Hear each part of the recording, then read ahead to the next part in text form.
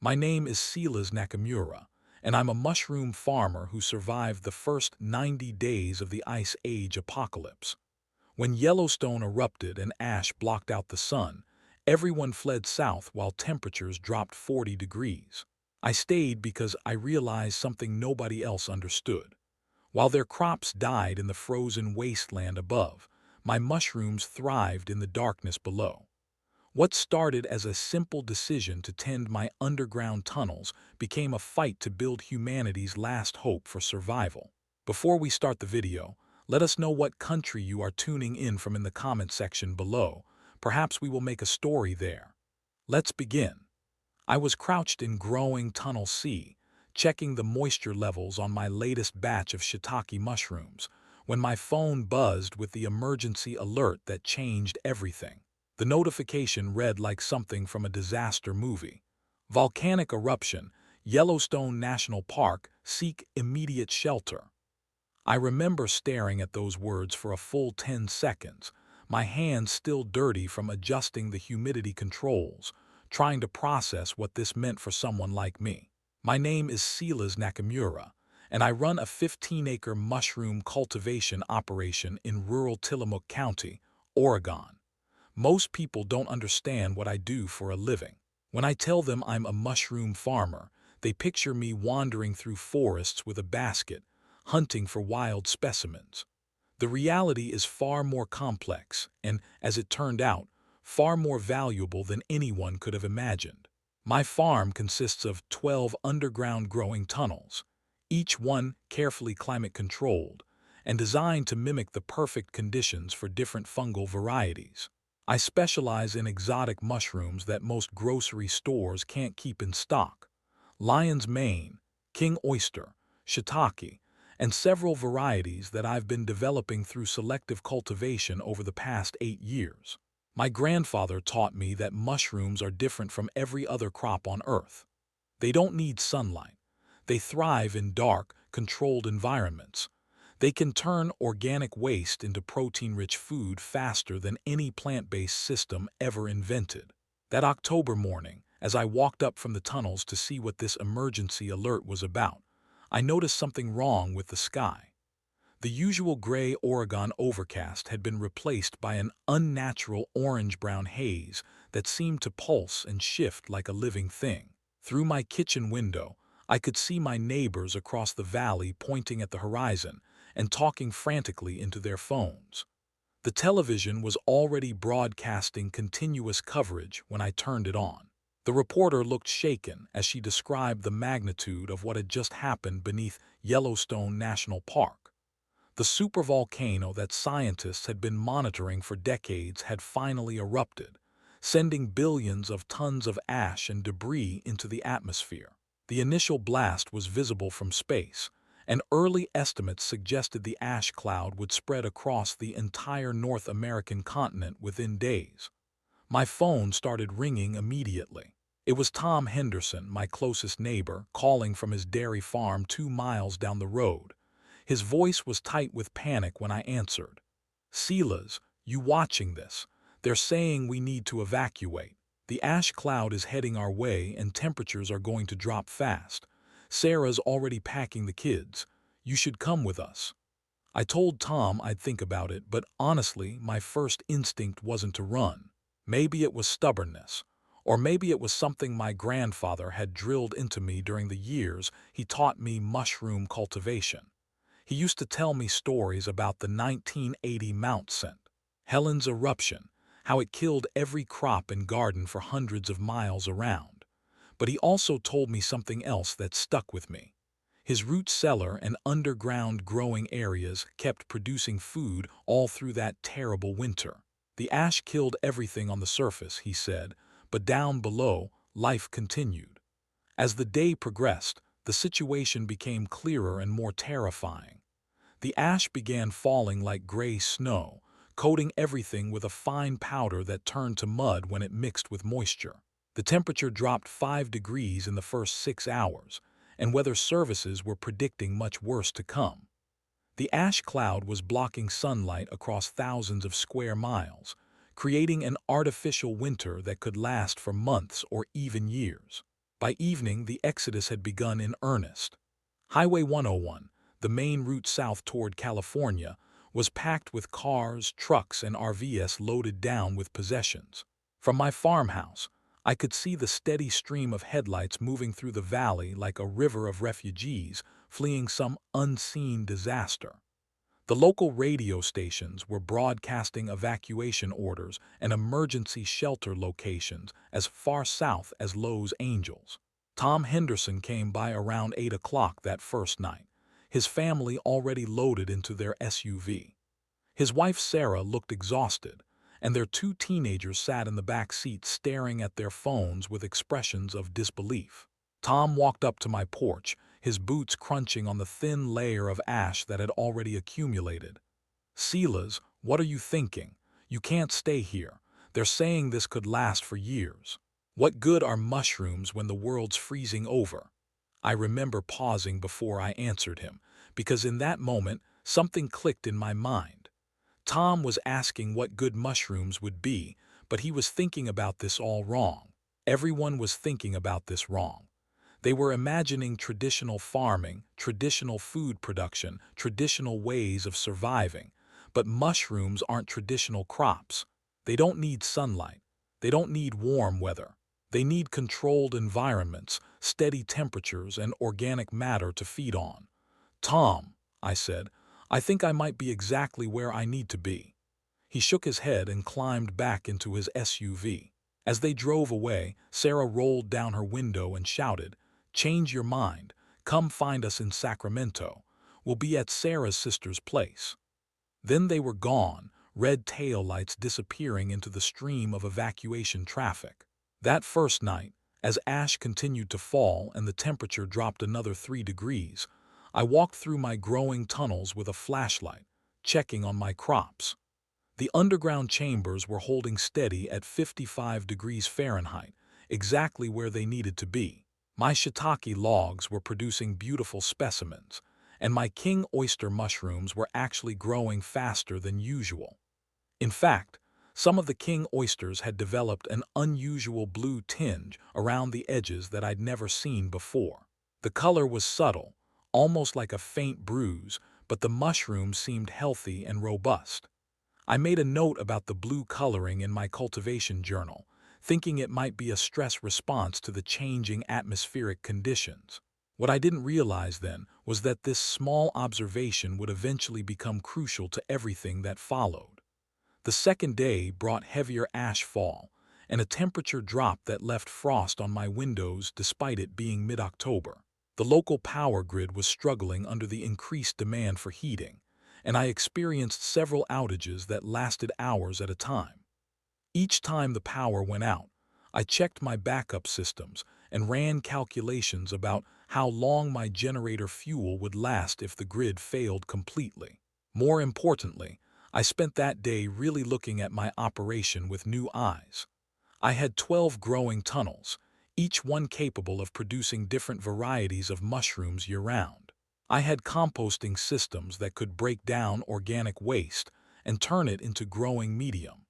I had water filtration and climate control systems that could operate independently of the main power grid if necessary. Most crucially, I had something that was becoming more valuable by the hour: the ability to produce high-quality protein without sunlight. My neighbors who hadn't already evacuated were starting to panic. Mrs. Rodriguez from the farm supply store called to tell me she was closing up and heading to her daughter's house in Phoenix. The Yamamoto family, who ran the organic vegetable operation 3 miles east, stopped by to say goodbye before joining the convoy south. Everyone was convinced that staying meant death, and maybe they were right about traditional farming. But I wasn't running a traditional farm. On the third day, I made a discovery that changed my perspective completely. While checking my compost systems, I noticed that the organic matter was generating more heat than usual. The decomposition process, aided by the mushroom mycelium networks I'd established throughout my growing medium, was creating enough thermal energy to keep the tunnels warm even when the power was out. My grandfather had mentioned this phenomenon, but I'd never seen it work on this scale before. That night, I found my grandfather's old journals in the barn, stored in a wooden crate I hadn't opened in years. My grandfather, Kenji Nakamura, had been interned at Minidoka Camp in Idaho during World War II, and after the war, he'd become obsessed with food security and self-sufficiency. His journals were filled with detailed notes about survival techniques, emergency food production, and something he called crisis cultivation methods. One entry caught my attention immediately. It was dated March 1946, just after he'd been released from the internment camp and was trying to rebuild his life. He wrote, "A wise farmer prepares for 7 lean years, not just the fat ones. The Americans learned to grow corn and wheat, but they never learned what we knew in the old country. Mushrooms will feed a family when everything else fails. They grow in the dark places, the forgotten places, the places where other things cannot survive." Reading those words by candlelight, while ash continued to fall outside and the temperature dropped below freezing for the first time in October in recorded history, I felt something I can only describe as destiny.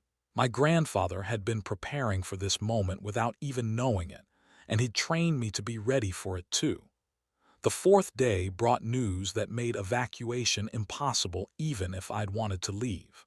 Highway 101 was completely gridlocked, and several accidents caused by poor visibility had closed major sections of the road. The radio reported that some families had been stuck in traffic for 18 hours, burning through their fuel while getting nowhere. The governor declared a state of emergency and advised people to shelter in place until the initial crisis passed.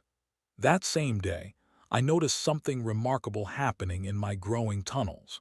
Not only were my existing mushroom crops thriving despite the chaos above ground, but they were producing more food per square foot than I'd ever achieved before.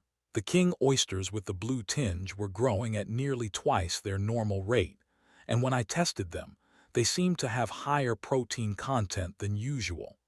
I started doing calculations, running numbers in my head about food production versus consumption. My normal harvest could feed my household indefinitely, but what about other people? How many people could I feed if I optimized my systems for maximum production? The answer surprised me. With some modifications and expansions, I could potentially produce enough mushrooms to feed 30 or 40 people on a subsistence diet. The thought scared me at first. I'd chosen to live out here partly because I valued privacy and independence. The idea of becoming responsible for other people's survival wasn't something I'd planned for. But as the days passed and the reports from the outside world grew more desperate, I realized that choice might not be up to me. On the 5th day, the last of my immediate neighbors left. The Kowalski family, who'd been holding out hope that the crisis would pass quickly, finally loaded their pickup truck and joined the evacuation stream. Before they left, Jim Kowalski walked over to my place one final time. "You sure about this, Silas? It's not too late to change your mind." "I'm sure," I told him. "Someone needs to keep an eye on things here. What if you're wrong? What if this thing lasts for years like they're saying?" I looked at him standing there in the falling ash, his breath visible in the cold air, and I tried to explain something I was just beginning to understand myself. "Jim, what if everyone else is wrong? What if running south isn't the answer? What if the solution is to adapt instead of flee?" He shook his head, but I could see uncertainty in his eyes. "You always were different, Silas. Hope you know what you're doing." After he drove away, I was alone in the valley for the first time in my adult life. The silence was profound, broken only by the whisper of falling ash and the distant hum of my tunnel ventilation systems. That night, I walked through my property with a flashlight, checking every system, every growing chamber, every piece of equipment that might mean the difference between life and death in the coming weeks. In growing Tunnel C, where this all began, I found something that made me stop in my tracks. The blue-tinged king oyster mushrooms weren't just growing faster, they were growing in patterns I'd never seen before. The mushroom clusters were denser, more robust, and when I broke one open to examine it, the flesh was firmer and more substantial than normal specimens. I took samples back to my kitchen and prepared them the way I always did, sautéed with a little oil and salt. The taste was incredible. Not only did they have the usual nutty, umami-rich flavor of king oysters, but they seemed more satisfying somehow. I felt fuller after eating a smaller portion than usual, and my energy levels remained stable for hours afterward. That night, as I made notes in my cultivation journal, I had a thought that seemed almost too optimistic to believe. What if the changing environmental conditions weren't just a challenge to survive, but an opportunity to thrive? What if the stress on the ecosystem was forcing my mushrooms to become more nutritious, more productive, more capable of sustaining human life? The sixth day brought the first real test of my decision to stay. The power went out completely just after dawn, and this time it didn't come back on. The backup generator kicked in automatically, but I knew I had maybe 2 weeks of fuel at normal consumption rates. I spent the day converting my systems to manual operation wherever possible, rigging up hand pumps for water circulation, and adjusting ventilation to work with natural air flow rather than electric fans. The work was exhausting, but it was also oddly satisfying. Every modification I made to reduce power consumption was a step toward true independence from the failing infrastructure around me. My grandfather's journals provided crucial guidance during this process. He'd faced similar challenges at Minidoka, where resources were scarce and reliability was a matter of survival. One passage from his journal became my guiding principle during those dark days. In crisis, the difference between survival and death is not luck or resources. It is preparation meeting opportunity. The prepared mind sees solutions where the unprepared mind sees only problems. That evening, I heard something that made my heart race, voices in the distance. For a moment, I thought some of my neighbors had returned, but as I listened more carefully, I realized the voices were unfamiliar and they were getting closer. I turned off my generator and listened in the darkness, trying to determine whether these were friendly travelers or something more dangerous. The voices faded after a few minutes, moving on down the valley toward the highway, but their presence reminded me of something important. I wasn't the only one who might have chosen to stay behind, and not everyone who stayed would have good intentions. I made a mental note to start being more careful about security, about keeping my activities less visible from a distance. The seventh day changed everything. I woke up to find that the temperature had dropped to 15 degrees Fahrenheit overnight, and the ash fall had intensified to the point where visibility was reduced to maybe 50 yards in any direction. When I checked the radio, the emergency broadcasts were reporting complete transportation gridlock across the Pacific Northwest. The evacuation had turned into a humanitarian disaster, with thousands of people stranded in vehicles without fuel, heat, or adequate supplies. But in my growing tunnels, life continued exactly as it had for years. The temperature remained steady, the humidity was perfect, and my mushrooms were thriving in ways I'd never seen before. The blue-tinged king oysters had spread to other growing areas, and I was starting to see similar color changes in some of my shiitake specimens. That afternoon, as I was harvesting a particularly impressive cluster of oyster mushrooms, I heard something that made me freeze in place. Footsteps on the gravel outside my barn. Slow, deliberate footsteps that suggested someone was trying to move quietly. I grabbed a flashlight and walked to the small window that looked out toward my driveway. Through the falling ash, I could see a figure approaching my house. It was a person, definitely human, but they were moving carefully, looking around as if checking for signs of life or danger. As they got closer, I could see it was a woman, probably in her 30s, wearing multiple layers of clothing and carrying a large backpack. I made a decision that would define everything that came next. Instead of hiding and hoping she would move on, I opened my front door and stepped out onto the porch. The woman stopped immediately, her hand moving to something at her belt, but she didn't run. "Are you the mushroom farmer?" she called out through the ash. "I am," I answered. "Who's asking?" My name is Alina Rodriguez. I was told you might still be here. She was the first person I'd spoken to in 3 days, and her voice carried a mixture of hope and desperation that told me everything I needed to know about the world beyond my farm. She was a refugee, probably one of many who were discovering that the great evacuation south wasn't the salvation everyone had hoped it would be. Told by who? I asked. Mrs. Rodriguez at the farm supply store. She said if anyone would still be here, it would be the guy who grows food in caves. I almost smiled at that description. Mrs. Rodriguez had always joked about my underground operation, calling it my mushroom caves, and teasing me about living like a mole person. Now, apparently, those jokes were serving as directions for desperate people looking for help. Alina took a step closer, and I could see exhaustion written across her face. I've been walking for 2 days. My car broke down about 10 miles south of here. The highway is completely blocked. People are abandoning their vehicles and trying to walk, but most of them don't know where they're going. Where were you headed? I asked. Anywhere south. Anywhere warm. But I'm starting to think that might not be possible.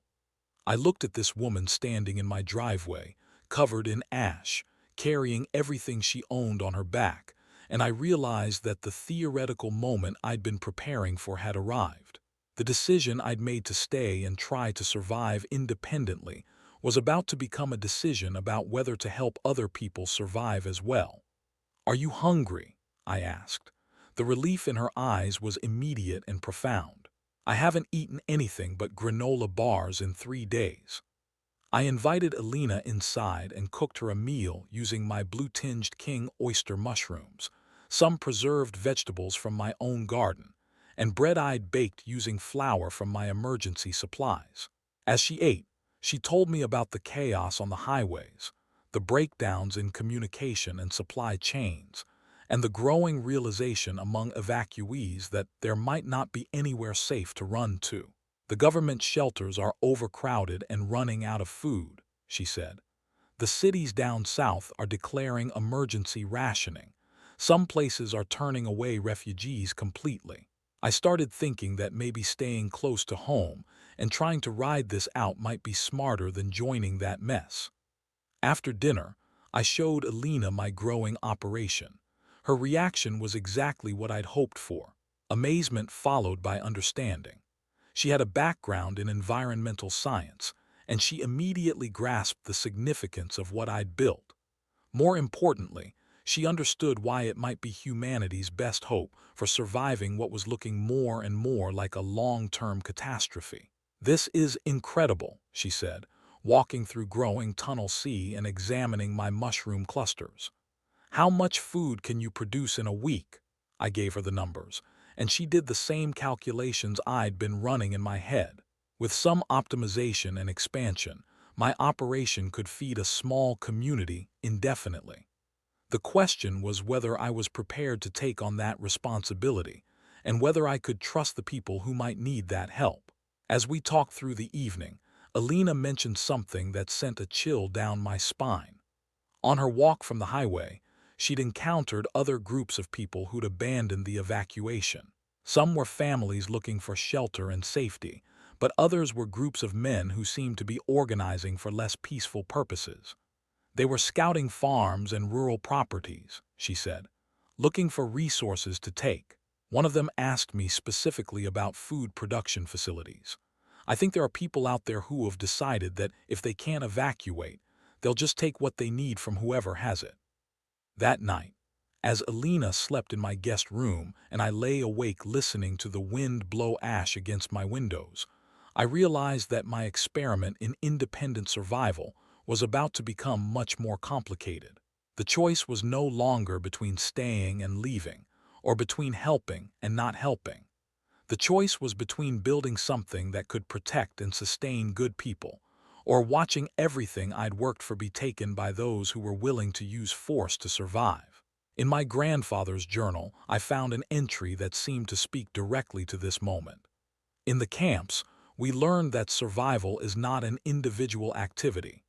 The strong protect the weak, the knowledgeable teach the ignorant, and everyone contributes what they can. This is not charity or kindness. This is the only way humans survive when the world falls apart. The eighth day brought our first real test. Alina and I were working together to expand the growing capacity in Tunnel D when we heard vehicles approaching. Through the window, we could see two pickup trucks moving slowly down my driveway, their occupants clearly examining my property and infrastructure. I told Alina to stay inside and walked out to meet them. There were 6 men total, and their leader introduced himself as Marcus Webb, a former construction foreman from Portland who said he was organizing rural families for mutual protection and resource sharing. His words sounded reasonable, but there was something about the way his men spread out around my property, the way they looked at my buildings and equipment, that set off every alarm bell in my head. We're establishing a network of secure locations, Marcus explained. Places where families can ride out this crisis together. Your farm here would be perfect for our group. We could provide security and labor, and you could provide food production expertise. I appreciate the offer, I said, but I'm doing fine on my own. Marcus smiled, but it didn't reach his eyes. No one's doing fine on their own anymore, friend. The world's changed. People who try to go it alone don't last very long. There was a threat buried in those words, thinly veiled but unmistakable. I looked at the men who'd come with him, noting their tactical clothing, their obvious coordination, the way they'd positioned themselves to control the exits from my property. These weren't desperate families looking for mutual aid. These were people who decided to survive by taking what others had built. I'll think about it, I said. Don't think too long, Marcus replied. We'll be in the area for a few more days, helping other families make the right decision. After they left, Alina and I spent hours discussing what we just experienced and what it meant for our immediate future. We were no longer just two people trying to survive a natural disaster. We were potential targets for organized groups who viewed resources as things to be claimed rather than shared.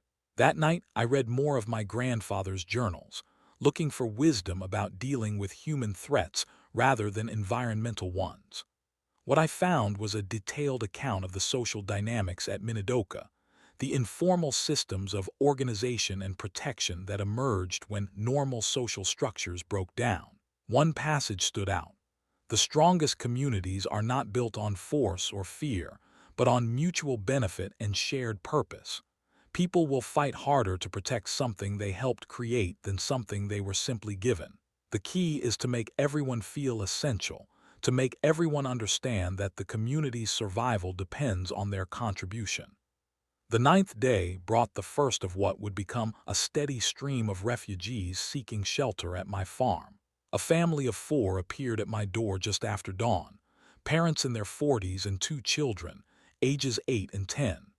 They were exhausted, hungry, and desperate, having abandoned their car when the fuel ran out and walked 15 miles through the ash-covered landscape. Their story was becoming depressingly familiar.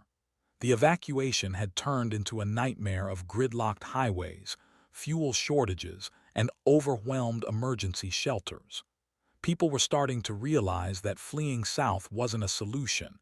It was just a different way to die slowly. I fed them and let them rest, but I also made it clear that charity wasn't sustainable long-term.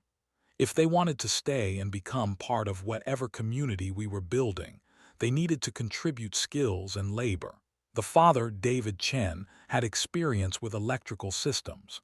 The mother, Linda, was a former school teacher who could help organize and educate.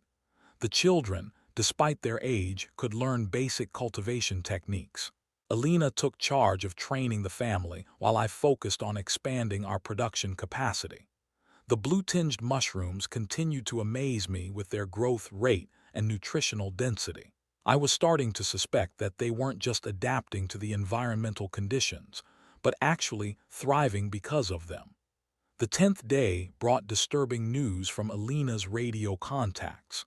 She'd managed to establish communication with other survivor groups scattered across the region, and the reports were uniformly grim. Supply chains had completely collapsed. Government services were non-existent in rural areas. Most crucially, Organized groups of raiders were moving systematically through farming areas, taking supplies and forcing people to join their larger communities, whether they wanted to or not. Marcus Webb wasn't unique, Alina told me. There are at least 3 other groups doing the same thing. They're calling it resource consolidation, but it's basically organized theft backed up by threats of violence. That afternoon, we held our first community meeting. It sounds grand to call it that, but it was really just 6 people sitting around my kitchen table, trying to figure out how to survive what was looking more and more like a complete breakdown of civilization. We established basic principles that would guide our decisions going forward. Everyone who stayed had to contribute meaningful work. Resources would be shared equally based on contribution, not just need. Most importantly, we would defend ourselves and our operation against anyone who tried to take what we'd built through force. David Chen asked the question that was on everyone's mind. How many people can we realistically support here? I'd been running those calculations constantly since Alina arrived. With our current production and some reasonable expansions, we could feed about 15 people indefinitely. With more aggressive expansion and optimization, maybe 25 or 30. Beyond that, we'd be risking the sustainability of the entire operation. 30 people maximum, I said. But that means being very selective about who we accept from now on. Linda Chen raised her hand like she was still in a classroom. What about families with small children? What about elderly people who can't contribute as much physical labor? It was a fair question, and one that cut to the heart of what kind of community we were trying to build. Were we a survival collective focused purely on efficiency, or were we trying to preserve some version of human decency in an increasingly brutal world? We'll figure it out as we go, I said. But our first responsibility is to keep this place running. If we can't do that, we can't help anyone. The 11th day brought our first real expansion. Using materials salvaged from abandoned properties in the area, David Chen helped me install additional growing shelves in tunnels E and F. We also began work on a new composting system that could handle larger volumes of organic waste and produce more growing medium. The work was exhausting but oddly hopeful. Every improvement we made to our capacity was a step toward real sustainability, toward the possibility that we might not just survive this crisis, but actually build something better than what had existed before. That evening, as I walked through the tunnels checking on our expanded operations, I noticed something remarkable. The blue-tinged mushrooms weren't just growing in isolated clusters anymore. They were spreading throughout our entire cultivation system, and wherever they appeared, the overall productivity increased dramatically. I made detailed notes about this phenomenon, wondering if we were witnessing some kind of adaptive evolution in real time. The mushrooms seemed to be responding to the crisis by becoming more efficient, more nutritious, more capable of supporting human life. The 12th day brought a gift disguised as a crisis. Another vehicle approached the farm, but this time it was a small sedan driven by an elderly Japanese woman who introduced herself as Mrs. Akiko Yamada. She was 83 years old, had been an agricultural researcher before retiring, and she'd stayed behind when her family evacuated because she refused to abandon her greenhouse operation. "I heard about what you're doing here," she said in accented English. "I think maybe I can help." Mrs. Yamada's greenhouse had been destroyed by the weight of accumulated ash, but she'd saved seeds, cuttings, and most importantly, knowledge about food production techniques that had been developed during World War II in the Japanese internment camps. "Your grandfather and we knew each other at Minidoka," she told me. "He taught me about mushroom cultivation. I taught him about maximizing nutrition from minimal resources." Having Mrs. Yamada join our group was like gaining access to a library of survival knowledge that I hadn't even known existed. She immediately began working with me to optimize our mushroom nutrition, and she also started planning supplementary food systems that could provide vitamins and minerals that our fungi-heavy diet might lack. More importantly, She brought news about the outside world that changed my understanding of what we were facing. The ash cloud wasn't dissipating as quickly as the initial predictions had suggested. Atmospheric scientists were now estimating that reduced sunlight and lower temperatures could persist for 2 to 3 years minimum. "This isn't a disaster to survive," Mrs. Yamada said. "This is a new world to adapt to." The 13th day brought the realization that our little community was becoming known throughout the region. We received visits from 3 different groups of refugees, all of whom had heard about the mushroom farm where people are surviving. We had to turn away most of them. Our expansion plans were ambitious but not unlimited, and we were already close to our sustainable capacity. Making these decisions was heartbreaking, but the alternative was risking the collapse of everything we'd built. One family we did accept was the Hendersons, my original neighbors who tried to evacuate on the first day. Tom, Sarah, and their 2 teenagers had made it as far as Sacramento before realizing that the refugee camps were unsustainable long-term. They'd spent a week traveling back through increasingly dangerous territory, and they arrived at my door looking like they'd aged 10 years in 2 weeks. "You were right, Silas," Tom said. "We should have listened to you from the beginning." Having the Henderson family join us brought our total to 12 people, and it also brought valuable skills. Sarah had nursing experience, and their son Jake had been studying agricultural engineering before the crisis hit. Most importantly, they brought a truck full of supplies they'd gathered during their failed evacuation attempt.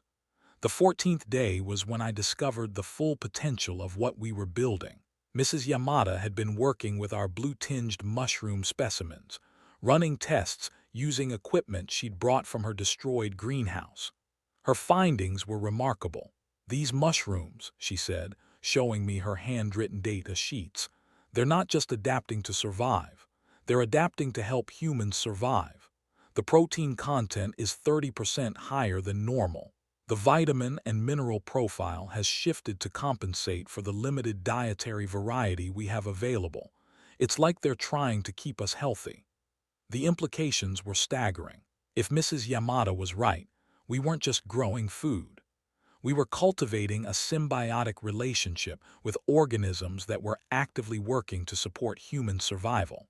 That night, I found an entry in my grandfather's journal that seemed to predict exactly what we were experiencing.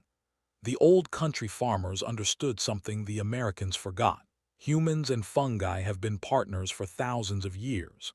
In the hardest times, this partnership becomes essential. The mushrooms feed us, and we provide them with the conditions they need to thrive. When both species benefit, both species survive. The 15th day brought our first serious security test. A group of 8 men approached the farm just after sunrise, and unlike previous visitors, they made no pretense of friendliness or cooperation. Their leader was a man in military fatigues who called himself Colonel Patterson and claimed to be organizing essential resource points under emergency authority. "This facility is being requisitioned for the greater good," he announced. "You can either cooperate and be compensated, or you can be relocated and we'll take what we need anyway." I looked at this man standing in my driveway with 7 armed followers, essentially threatening to steal everything my community had built, and I realized that the moment my grandfather had prepared me for had finally arrived. Not the environmental crisis, but the human crisis that inevitably follows. "This is private property," I said, "and we're not interested in your offer."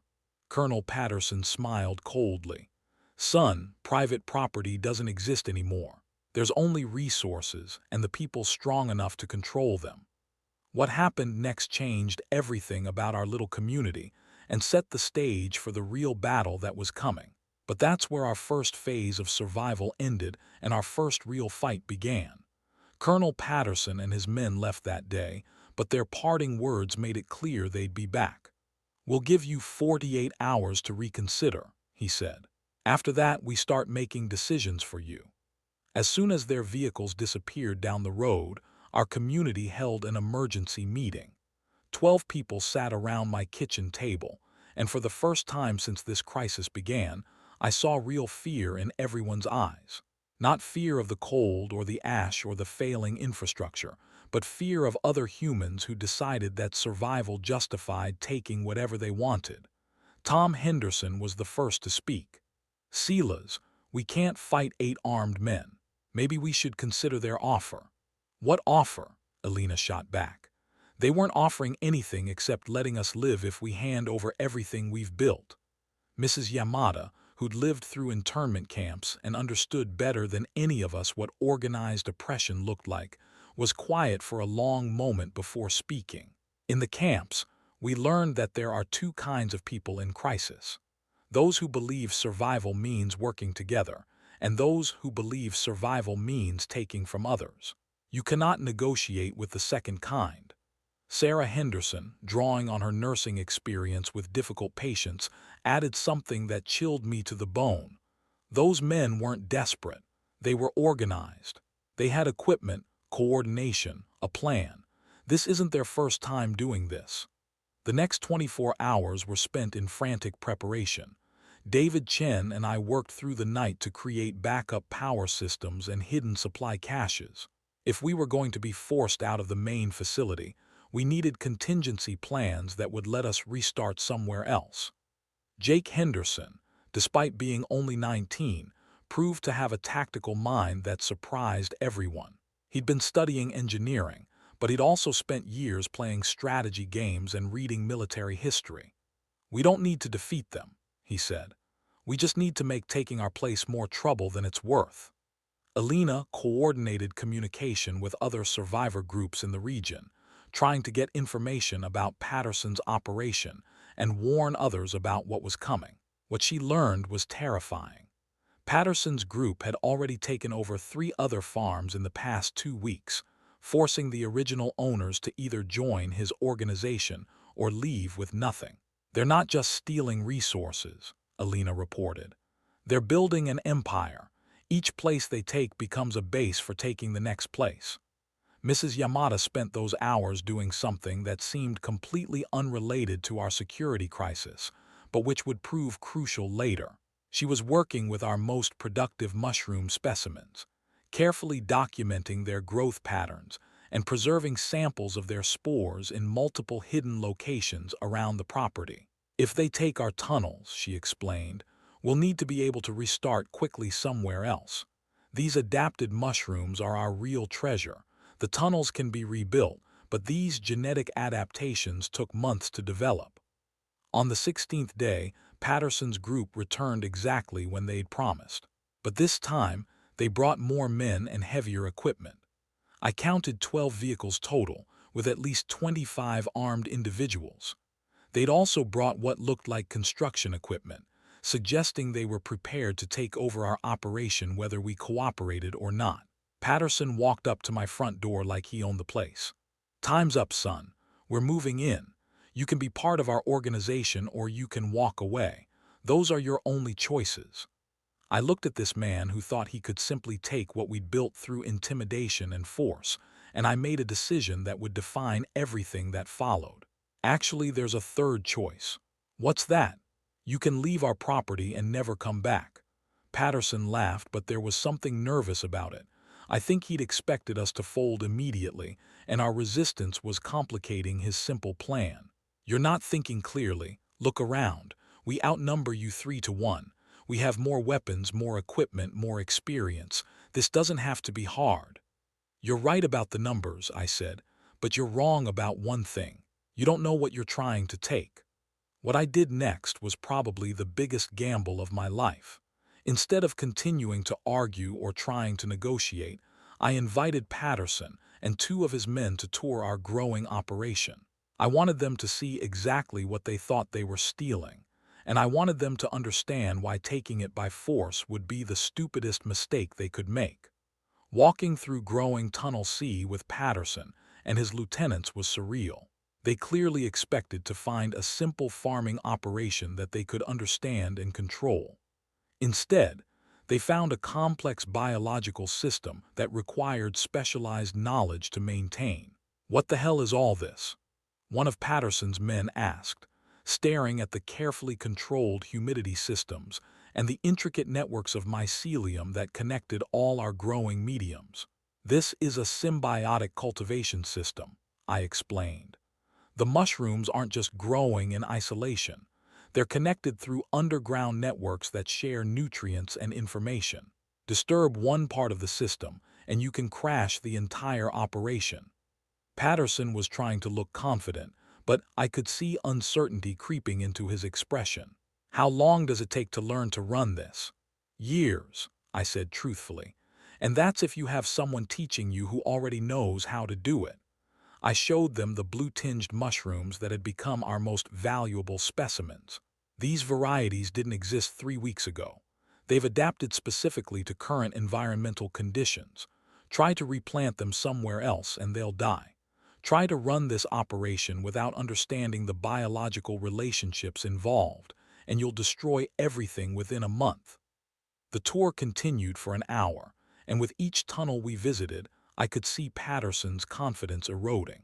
His simple plan to take over a food production facility was becoming complicated by the reality that food production isn't just about having the right equipment. It's about understanding living systems that can't be controlled through force. Mrs. Yamada joined us for the final part of the tour, and her presence added a level of scientific authority that clearly made Patterson uncomfortable. She explained the nutritional adaptations we'd achieved, the symbiotic relationships between different mushroom varieties, and the delicate balance of environmental factors required to maintain production. Even if you forced us to stay and operate this system for you, she said calmly, we could sabotage it in ways you'd never detect until everything was dead. Mushroom cultivation requires trust and cooperation. It cannot be sustained through coercion. After the tour, Patterson gathered his men for a private conference while our community waited in tense silence. I could hear raised voices and heated discussion, but I couldn't make out the specific words. Finally, Patterson approached me with a new proposal. Here's what we're going to do, he said. You keep running this place, but you do it as part of our organization. We provide security and coordination with other facilities, and you provide food production. Everyone benefits. What's our cut? Elena asked. 20% of total production. The rest goes to support the larger network. The mathematics of that proposal were insane. 20% of our production could maybe feed 4 people. We currently had 12 community members who needed to eat every day. Patterson was essentially proposing that we work as slaves to keep his organization fed while most of our own people starved. Counteroffer, I said. You leave now, and we don't make you regret coming here in the first place. Patterson's face went red with anger. Son, I don't think you understand your situation here. Actually, I think you don't understand yours. What happened next was something I'd learned from my grandfather's stories about organizing resistance in the internment camps. When you're dealing with bullies who think they can take what they want through intimidation, sometimes the best response is to show them that you're willing to destroy what they want rather than let them have it. I walked over to the main control panel for our growing systems and put my hand on the emergency shutdown switch.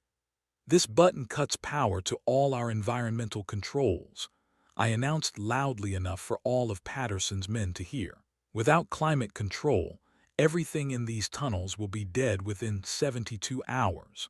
All the specialized mushroom varieties, all the adapted organisms, all the biological relationships that make this system work. Gone forever. Patterson stared at me like I'd lost my mind. You're bluffing, you wouldn't destroy your own operation. Try me, I said. You want to take this place by force? Fine. You can have tunnels full of dead mushrooms and worthless equipment. See how much that feeds your network. The standoff lasted for what felt like hours, but was probably only minutes. Patterson's men were looking nervous, clearly uncomfortable with the idea of risking a firefight over a resource that might be destroyed in the process. Patterson himself was calculating odds, trying to figure out if I was serious about my threat. Mrs. Yamada, who understood the psychology of oppression better than any of us, stepped forward and added the final element that tipped the balance.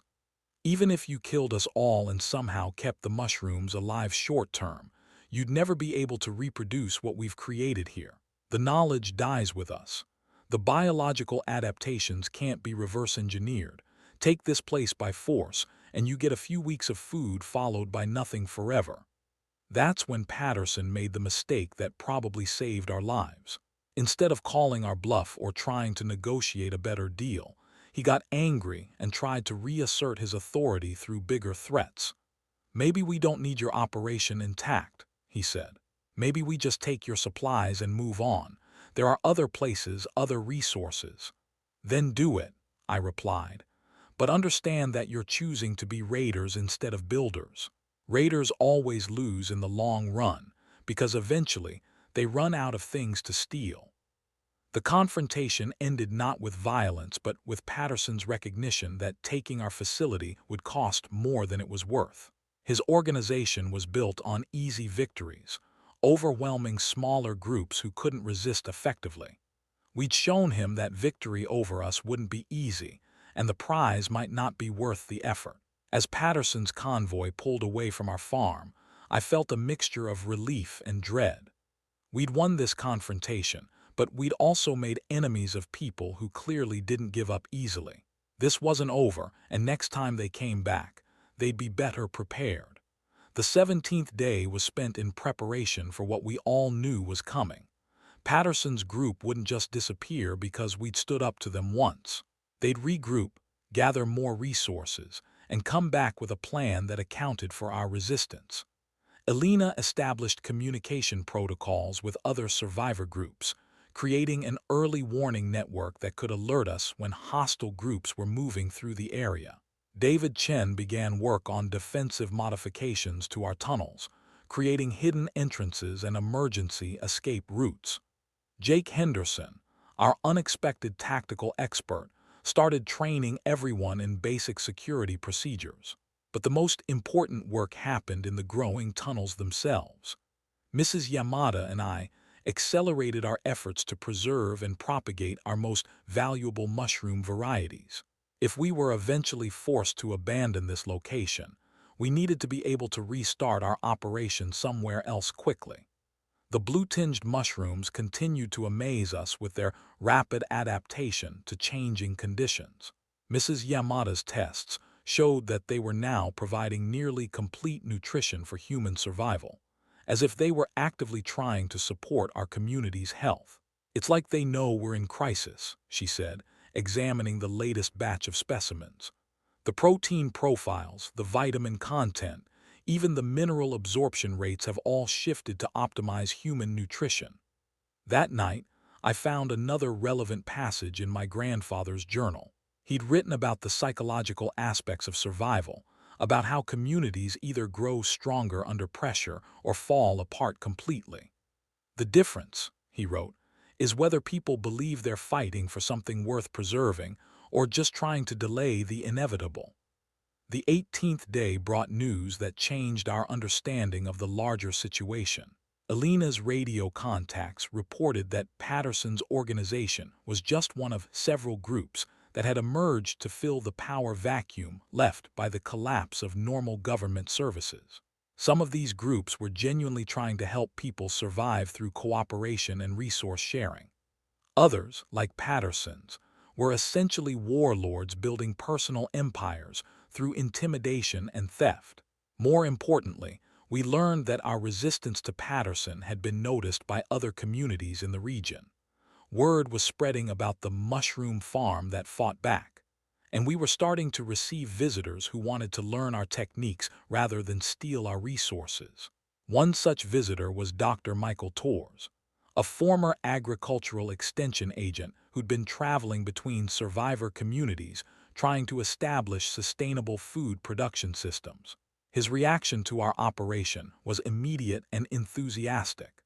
"This is incredible," he said after touring our tunnels. "You've achieved something here that most university research programs couldn't accomplish in years of controlled studies." Dr. Torres explained that mushroom cultivation was emerging as one of the most promising strategies for food security in the post-eruption world. Unlike traditional crops, Mushrooms could thrive in the low-light, low-temperature conditions that were likely to persist for years. The problem, he said, is that most people don't know how to do it effectively. They try to apply traditional farming techniques to mushroom cultivation, and it doesn't work. What you've built here could be a model for dozens of other communities. That conversation planted the seed of an idea that would become crucial to our long-term survival. Instead of just trying to defend our isolated operation, what if we became teachers? What if we used our knowledge to help other communities establish their own mushroom cultivation systems? The 19th day brought another security test, but this one had a completely different character. A group of 6 people approached our farm openly, calling out greetings and making it clear they weren't trying to sneak up on us. They were led by a woman named Captain Lisa Morrison, a former Army logistics officer who was organizing what she called a mutual aid network among rural survivor communities. "We're not here to take anything," she said immediately upon meeting us. "We're here to offer trade and cooperation." Captain Morrison's group had established secure bases at 3 different locations within a 50-mile radius. They were providing security and transportation services in exchange for food, manufactured goods, and skilled labor. Most importantly, they were committed to defending their partner communities against groups like Patterson's. "We heard about your confrontation with the Colonel," Morrison said. "We've had our own run-ins with his organization. They're becoming a serious problem for everyone in the region." The proposal Morrison offered was simple but potentially revolutionary. Her group would provide security and communication services for our farm. In exchange, we would train representatives from other communities in mushroom cultivation techniques and provide starter cultures for new operations. "Think of it as franchising," she explained. "Your knowledge and biological resources become the foundation for a network of food production facilities. Everyone benefits, and no single location becomes so valuable that it's worth fighting a war to control it." That evening, our community held another kitchen table meeting to discuss Morrison's proposal. The debate was intense, with valid arguments on multiple sides. Some people worried that sharing our techniques would eliminate our competitive advantage and make us less valuable as allies. Others argued that isolation was ultimately a losing strategy, and that our long-term survival depended on building relationships with other communities. Mrs. Yamada, as usual, provided the perspective that cut through the confusion. In the camps, the people who survived were not the ones who hoarded resources. They were the ones who shared knowledge and built networks of mutual support. Isolation is death, even when it feels safer. Alina supported Morrison's proposal for different reasons. Patterson's group is growing stronger every week. Eventually, they'll be too powerful for us to resist alone. But if we're part of a larger network, we become much harder to destroy. The vote was close, but we decided to accept Morrison's proposal on a trial basis. We would train 2 representatives from allied communities in basic mushroom cultivation techniques, and we would provide starter cultures for new operations. In exchange, Morrison's group would provide security coordination and communication support. The 20th day marked the beginning of our transformation from isolated survivors to the foundation of a larger community network. Dr. Torres returned with 2 assistants, and we began the first formal training program in post-apocalyptic mushroom cultivation. Teaching others to replicate our success was more challenging than I'd expected. The techniques we developed through trial and error were difficult to communicate systematically. More importantly, the biological relationships that made our system work were subtle and complex, requiring hands-on experience to understand fully. But the blue-tinged mushrooms continued to surprise us. When we provided samples to the trainees for cultivation experiments, the mushrooms seemed to adapt to new environments more quickly than normal varieties. It was as if they carried some kind of biological memory of successful adaptation that helped them establish themselves in new locations. Mrs. Yamada was fascinated by this phenomenon. These organisms are not just surviving individually, she observed. They're developing collective strategies for survival that benefit entire communities of mushrooms, and by extension, entire communities of humans. The training program also revealed something unexpected about our own operation.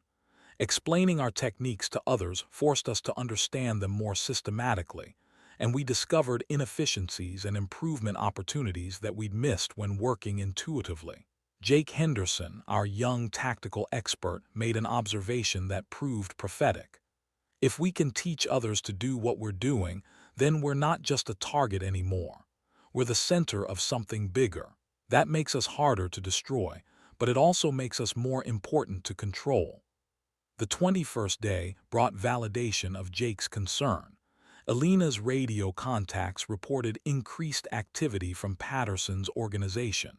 They were recruiting more aggressively, acquiring heavier equipment, and making what appeared to be preparations for larger-scale operations. They're not just raiding individual farms anymore, Alina reported. They're trying to control entire regions. Word is that they're planning to establish permanent bases and demand tribute from everyone within their territory. Captain Morrison confirmed these reports when she visited later that day. Patterson's group has grown to over 60 armed individuals. They've taken control of the main highway intersections, and they're charging tolls for passage. More importantly, they're systematically targeting anyone who might become a rallying point for resistance. The implication was clear. Our success in standing up to Patterson, combined with our growing reputation as teachers and innovators, had made us a priority target. We weren't just defending our own survival anymore. We were defending the possibility that communities could organize around cooperation rather than coercion. That night, I dreamed about my grandfather's stories of life in the internment camps. He'd often talked about the difficult balance between maintaining hope and preparing for the worst. "You must always believe that things will get better," he'd said, "but you must also be ready for them to get much worse first." The 22nd day brought our first real expansion beyond the original farm. Dr. Torres and his trainees had successfully established a pilot mushroom cultivation system at Morrison's main base. Using techniques we'd taught them and starter cultures from our blue-tinged varieties. The results were encouraging but not identical to our success. The mushrooms grew well and provided good nutrition, but they didn't show the same dramatic adaptations we'd achieved. Mrs. Yamada hypothesized that our mushrooms had benefited from months of gradual environmental stress that had selected for the most beneficial traits. "Evolution doesn't happen overnight," she explained. "What we've achieved here is the result of specific pressures over an extended period. Other communities can replicate our basic techniques, but they'll need time to develop their own locally adapted varieties." This realization was both encouraging and sobering. It meant that our knowledge could indeed help other communities survive, but it also meant that our specific biological resources remained uniquely valuable. Alina used this information to negotiate improved terms with Morrison's group. Instead of just providing training and starter cultures, we would also serve as a research and development center for the entire network, continuously working to improve cultivation techniques and develop new mushroom varieties suited to different environments and conditions. The 23rd day marked a major milestone in our community's development. We welcomed our 13th member, a young woman named Dr. Sarah Kim, who'd been a mycology researcher at Oregon State University before the eruption. Her arrival brought our numbers close to our sustainable capacity, but it also brought scientific expertise that took our operation to an entirely new level. Dr. Kim's first examination of our blue-tinged mushrooms confirmed what Mrs. Yamada had suspected, but couldn't prove with her limited equipment. The mushrooms had undergone rapid genetic changes that optimized them for supporting human nutrition under crisis conditions. "This is unprecedented," she said, studying samples under a microscope she'd brought from the abandoned university. "These organisms are exhibiting adaptive traits that normally take generations to develop. It's like they're responding to environmental pressures in real time. More importantly, Dr. Kim believed she could accelerate this adaptation process through controlled breeding and selection. If we can understand the mechanisms behind these changes, we might be able to guide the evolution of even more beneficial varieties. The implications were staggering. We weren't just growing food anymore. We were potentially developing new forms of symbiotic relationships between humans and fungi that could redefine how people survived in the post-eruption world. That evening, as I walked through our expanded tunnel systems and watched 13 people working together to maintain and improve our operation, I realized that we'd accomplished something I hadn't thought possible 3 weeks earlier. We'd created not just a survival strategy, but a sustainable community that was growing stronger over time. But I also knew that our success was making us an increasingly attractive target for those who preferred to take rather than build. The real test of everything we'd created was still coming. The 24th day brought news that confirmed our worst fears about Patterson's organization. They had attacked and taken control of a small farming community 30 miles south of us, forcing the residents to either join their organization or leave with nothing. They're not just raiding anymore, Captain Morrison reported during her daily radio check. They're establishing permanent occupation. Anyone who resists gets exiled. Anyone who cooperates becomes a servant. Alina's network contacts provided additional details that painted a picture of systematic conquest. Patterson's group was using a three-phase strategy. First, they would scout and assess targets. Then, they would make demands backed by overwhelming force. Finally, they would either absorb useful individuals into their organization or drive them away to prevent future resistance. They're building a feudal system, Dr. Torres observed. Patterson and his inner circle become the lords, everyone else becomes peasants. It's medieval conquest adapted for modern times. The most chilling detail was that Patterson's organization had specifically mentioned our farm in their propaganda. They were telling potential recruits that joining them would give them access to advanced food production facilities that could guarantee survival through the crisis. Jake Henderson, our tactical expert, laid out the strategic situation with uncomfortable clarity. They're going to come for us, probably within the next week. They'll bring overwhelming force, and they'll be prepared for the resistance tactics we used last time. Our only advantages are that we know this terrain better than they do, and we have something they can't replace if they destroy it. That night, our community faced the hardest decision we'd encountered since the crisis began. We could try to fight Patterson's organization and risk losing everything we'd built. We could negotiate and hope to maintain some autonomy under their control. Or we could abandon our location and try to restart somewhere else, preserving our knowledge and biological resources, but giving up the physical infrastructure we'd worked so hard to create. Mrs. Yamada, drawing on her experience with impossible choices during wartime, provided the guidance that shaped our decision. Sometimes, she said, the only way to save what matters most is to sacrifice what seems most important. The 25th day was spent in preparation for what we all knew would be our final confrontation with Patterson's organization. But instead of preparing for a conventional defense, we were preparing for something much more complex and dangerous. We were going to disappear. The plan we developed over the next 48 hours was the most audacious thing I'd ever attempted. Instead of fighting Patterson's organization directly or trying to negotiate with them, we were going to make our entire operation disappear while simultaneously establishing it somewhere else. Mrs. Yamada called it the magician's choice. She explained that during the war, some Japanese families had survived by appearing to comply with relocation orders while secretly maintaining hidden operations that authorities never discovered. You give them what they expect to find, she said, while keeping what really matters completely invisible. Dr. Kim and Mrs. Yamada worked together to identify our most valuable biological assets. The blue-tinged mushroom varieties that had adapted so successfully to crisis conditions were our real treasure, not the tunnels or equipment that housed them. These organisms represented months of evolution under extreme environmental pressure, and they carried genetic information that couldn't be replicated quickly elsewhere. We're not just preserving mushrooms, Dr. Kim explained as she carefully collected spore samples from our most productive specimens. We're preserving adaptive solutions that these organisms developed in response to specific environmental challenges. That information is irreplaceable. Alina coordinated with Captain Morrison's network to identify potential relocation sites. We needed somewhere defensible, somewhere with natural advantages for underground construction, and somewhere that Patterson's organization was unlikely to investigate thoroughly. Morrison herself provided the solution.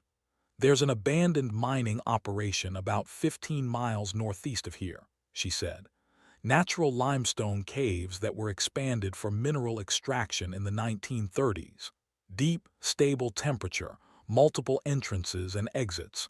The mining company went bankrupt during the Depression, and the property has been empty ever since.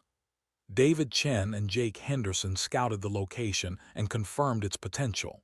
The cave system was extensive, with natural chambers that could be converted to growing areas relatively quickly. More importantly, the entrances were hidden and defensible, making it an ideal location for a covert operation. The most challenging aspect of our plan was timing. We needed to establish basic operations at the new location before abandoning the old one, but we also needed to make the abandonment look convincing to Patterson's organization when they arrived. Tom Henderson, drawing on his experience with livestock management, came up with the solution that made everything possible. "We don't abandon the farm," he said. "We make it look like it failed naturally." The plan was brilliant in its simplicity. We would gradually reduce the productivity of our visible growing operations while secretly transferring our best specimens to the new location. When Patterson's group finally arrived, they would find a facility that appeared to be collapsing due to technical failures and resource shortages. Sarah Henderson, with her nursing background, added a crucial element to the deception. "We need to make it look like we tried everything to save the operation but failed. That means leaving evidence of desperate attempts to fix problems, jury-rigged solutions that didn't work, and clear signs of declining output." The 26th day marked the beginning of our exodus. Working in small groups to avoid detection, we began transferring our most valuable resources to the cave system. The blue-tinged mushroom cultures went first, carefully packaged in portable growing mediums that Dr. Kim had designed specifically for transportation. Mrs. Yamada supervised the preservation of our genetic library, ensuring that we had viable samples of every successful variety we developed. "Even if everything else fails," she said, "we can restart from these specimens anywhere there's suitable growing space." Establishing basic operations in the caves was more challenging than we'd anticipated. The natural limestone chambers provided excellent temperature stability, but they required significant modification to create the controlled environments our mushrooms needed. David Chen's electrical expertise was crucial during this phase, as he designed portable power and climate control systems that could operate independently of external infrastructure. Jake Henderson proved invaluable as a coordinator, organizing work schedules that maximized our efficiency while minimizing the risk of detection. "We're essentially running two complete operations simultaneously," he explained. "The visible one that's designed to fail, and the hidden one that's designed to succeed." The psychological strain of this double life was enormous. During the day, we maintained normal activities at the original farm, continuing to train visitors and communicate with our network partners. At night, we worked frantically to establish our new facility while systematically sabotaging our old one. Dr. Torres, who'd been staying with us to document our techniques for replication elsewhere, initially didn't understand why our productivity was declining so rapidly.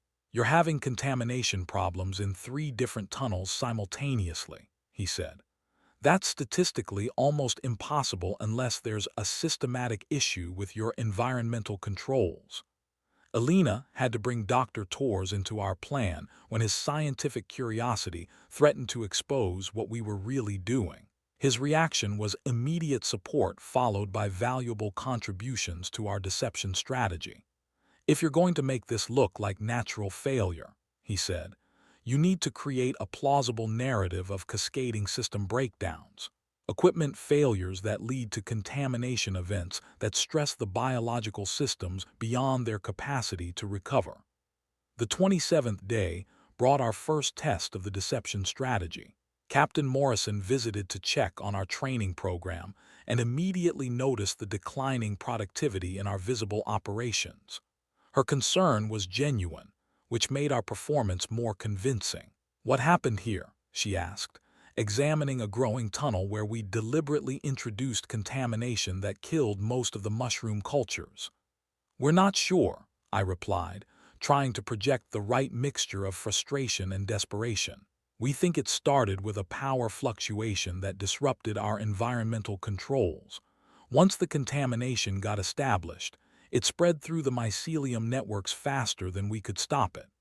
Morrison offered to send technical assistance, which created a delicate situation. We needed to decline help without arousing suspicion about our motives. Sarah Henderson provided the perfect solution by suggesting that outside intervention might make the contamination problem worse. "We're dealing with adapted organisms that have developed specific relationships with our local environment," she explained. "Introducing new variables at this point could disrupt the few systems that are still functioning properly." That evening, Alina received radio intelligence that Patterson's organization was mobilizing for a major operation. Multiple sources reported convoy movements and increased recruitment activity, all suggesting that a large-scale assault was imminent. "They're not just coming for us," Alina reported. "They're planning to take control of everything within a 30-mile radius. Morrison's bases, the training facilities we've established, everything." This news accelerated our timeline dramatically. Instead of having another week to complete our transition, we had perhaps 48 hours before Patterson's forces arrived in overwhelming numbers. The 28th day was spent in desperate preparation for what we knew would be our final performance at the original farm. Our cave operations were functional but basic, providing enough growing capacity to feed our community, but not yet capable of supporting the larger network we'd been building. Mrs. Yamada made a decision that day that probably saved our entire operation. Instead of trying to preserve all our biological assets, she identified the dozen most crucial specimens and focused all our resources on ensuring their survival and adaptation to the new environment. "We cannot save everything," she said with characteristic pragmatism, "but we can save the most important things, and from those, we can rebuild everything else eventually." Dr. Kim supported this approach by identifying which mushroom varieties carried the most valuable adaptive traits. The blue-tinged specimens remained our highest priority, but she'd also identified several other varieties that showed promising nutritional adaptations. "These organisms represent solutions to specific survival challenges," she explained. "Each variety has adapted to optimize different aspects of human nutrition under crisis conditions. Together, they provide a complete toolkit for biological survival support." Jake Henderson coordinated our final preparation phase with military precision. Every person had specific responsibilities, specific timing requirements, and specific contingency plans if things went wrong. Most importantly, he'd identified multiple escape routes from the original farm to the cave system, ensuring that we could evacuate quickly regardless of how Patterson's assault developed.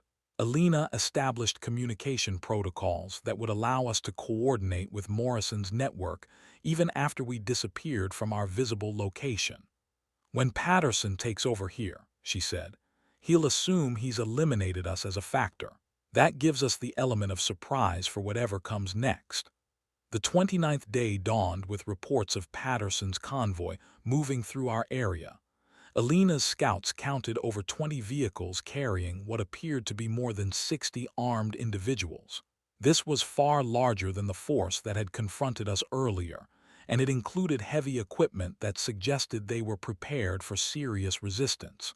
"They're not planning to negotiate this time," Alina reported.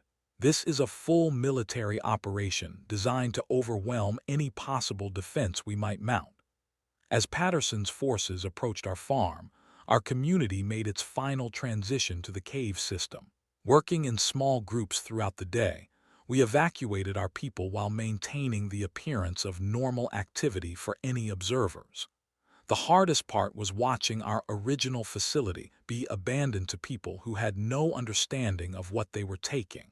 Months of careful work, biological relationships that had taken time and dedication to establish, growing systems that represented solutions to problems most people didn't even understand yet.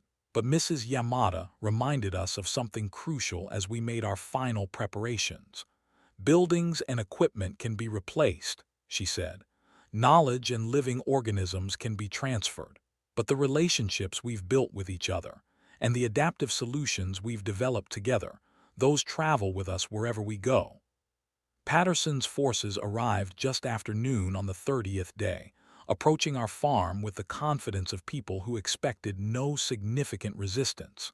I watched them through concealed observation points, noting their tactics and equipment while making final assessments of their capabilities. The force was impressive but not professional. These were people who'd learned to intimidate and overwhelm, but they hadn't faced serious opposition from someone who understood their methods and had time to prepare. Patterson himself led the initial approach, flanked by his usual lieutenants and followed by what appeared to be most of his organization. His plan seemed to be demonstration of overwhelming force, followed by demands for immediate surrender. "Attention on the farm," his voice echoed across our property through a battery-powered megaphone. "This facility is being requisitioned under emergency authority. All personnel will present themselves for processing immediately." The silence that followed his announcement seemed to confuse Patterson's forces. They'd clearly expected either immediate surrender or visible preparation for resistance. Instead, they found an apparently empty facility with no signs of current occupation. What they discovered as they searched our buildings was exactly what we'd planned for them to find. Clear evidence of recent habitation followed by hurried evacuation. Growing tunnels that showed signs of recent productivity but were now mostly empty or contaminated. Equipment that had been partially dismantled or damaged beyond easy repair. Most importantly, they found Dr. Torres, who'd volunteered to remain behind as our unwitting spokesperson. His genuine shock and disappointment at finding the facility apparently abandoned provided perfect cover for our deception. "I don't understand what happened," he told Patterson when questioned. "I was here 3 days ago, and everything was functioning normally. The contamination problems they were having seemed manageable." Patterson's interrogation of Dr. Torres revealed our cover story exactly as we'd planned. A successful operation that had been undermined by technical failures, leading to cascading system breakdowns that forced the community to abandon their facility and scatter to various evacuation destinations. "Where did they go?" Patterson demanded. "I don't know," Dr. Torres replied truthfully. "Silas mentioned something about trying to reach family in California, but with the highways still blocked, they might have tried to go north instead." The beauty of our deception was that it required no lies from anyone. Dr. Torres genuinely believed that our operation had failed and our community had scattered. His confusion and disappointment were completely authentic, making his testimony credible to Patterson's investigators. Patterson's forces spent 2 days searching our facility and the surrounding area, looking for signs of where we might have gone or what resources we might have hidden. They found exactly what we'd prepared for them to find: evidence of hurried departure, abandoned equipment that was too damaged to be immediately useful, and growing systems that had been compromised beyond easy recovery. The contaminated growing tunnels were particularly convincing.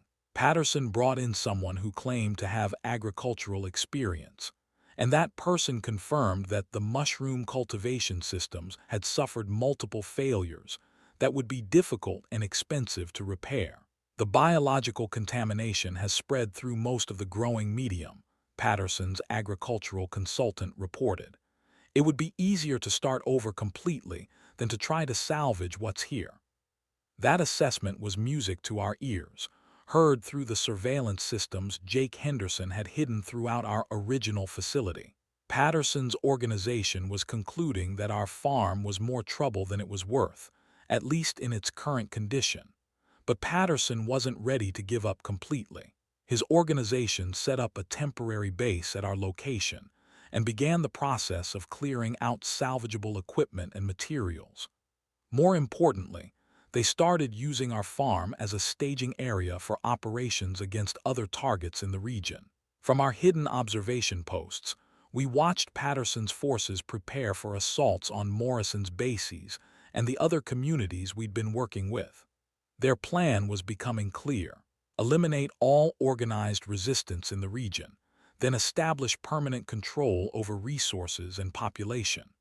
Alina maintained covert radio contact with Morrison's network, providing intelligence about Patterson's plans and capabilities. Our disappearance had been so convincing that Patterson's forces discussed their operations openly, apparently confident that no one was monitoring their communications. "They're planning to hit Morrison's main base tomorrow night," Alina reported during one of our evening briefings in the cave system. 60-plus people, heavy weapons, vehicles with improvised armor. They're not planning to negotiate. The intelligence we provided allowed Morrison's forces to prepare an effective defense, but it also revealed the larger scope of Patterson's ambitions. He wasn't just building a local power base anymore. He was attempting to establish regional control that would eliminate any possibility of organized resistance to his authority. Dr. Kim, working with our relocated mushroom cultures, provided a different perspective on our situation. "Patterson can take territory and equipment," she said, "but he can't take biological relationships or adaptive solutions. Every day we remain hidden, our mushrooms continue evolving and adapting. When we eventually resurface, we'll have capabilities he can't replicate or understand."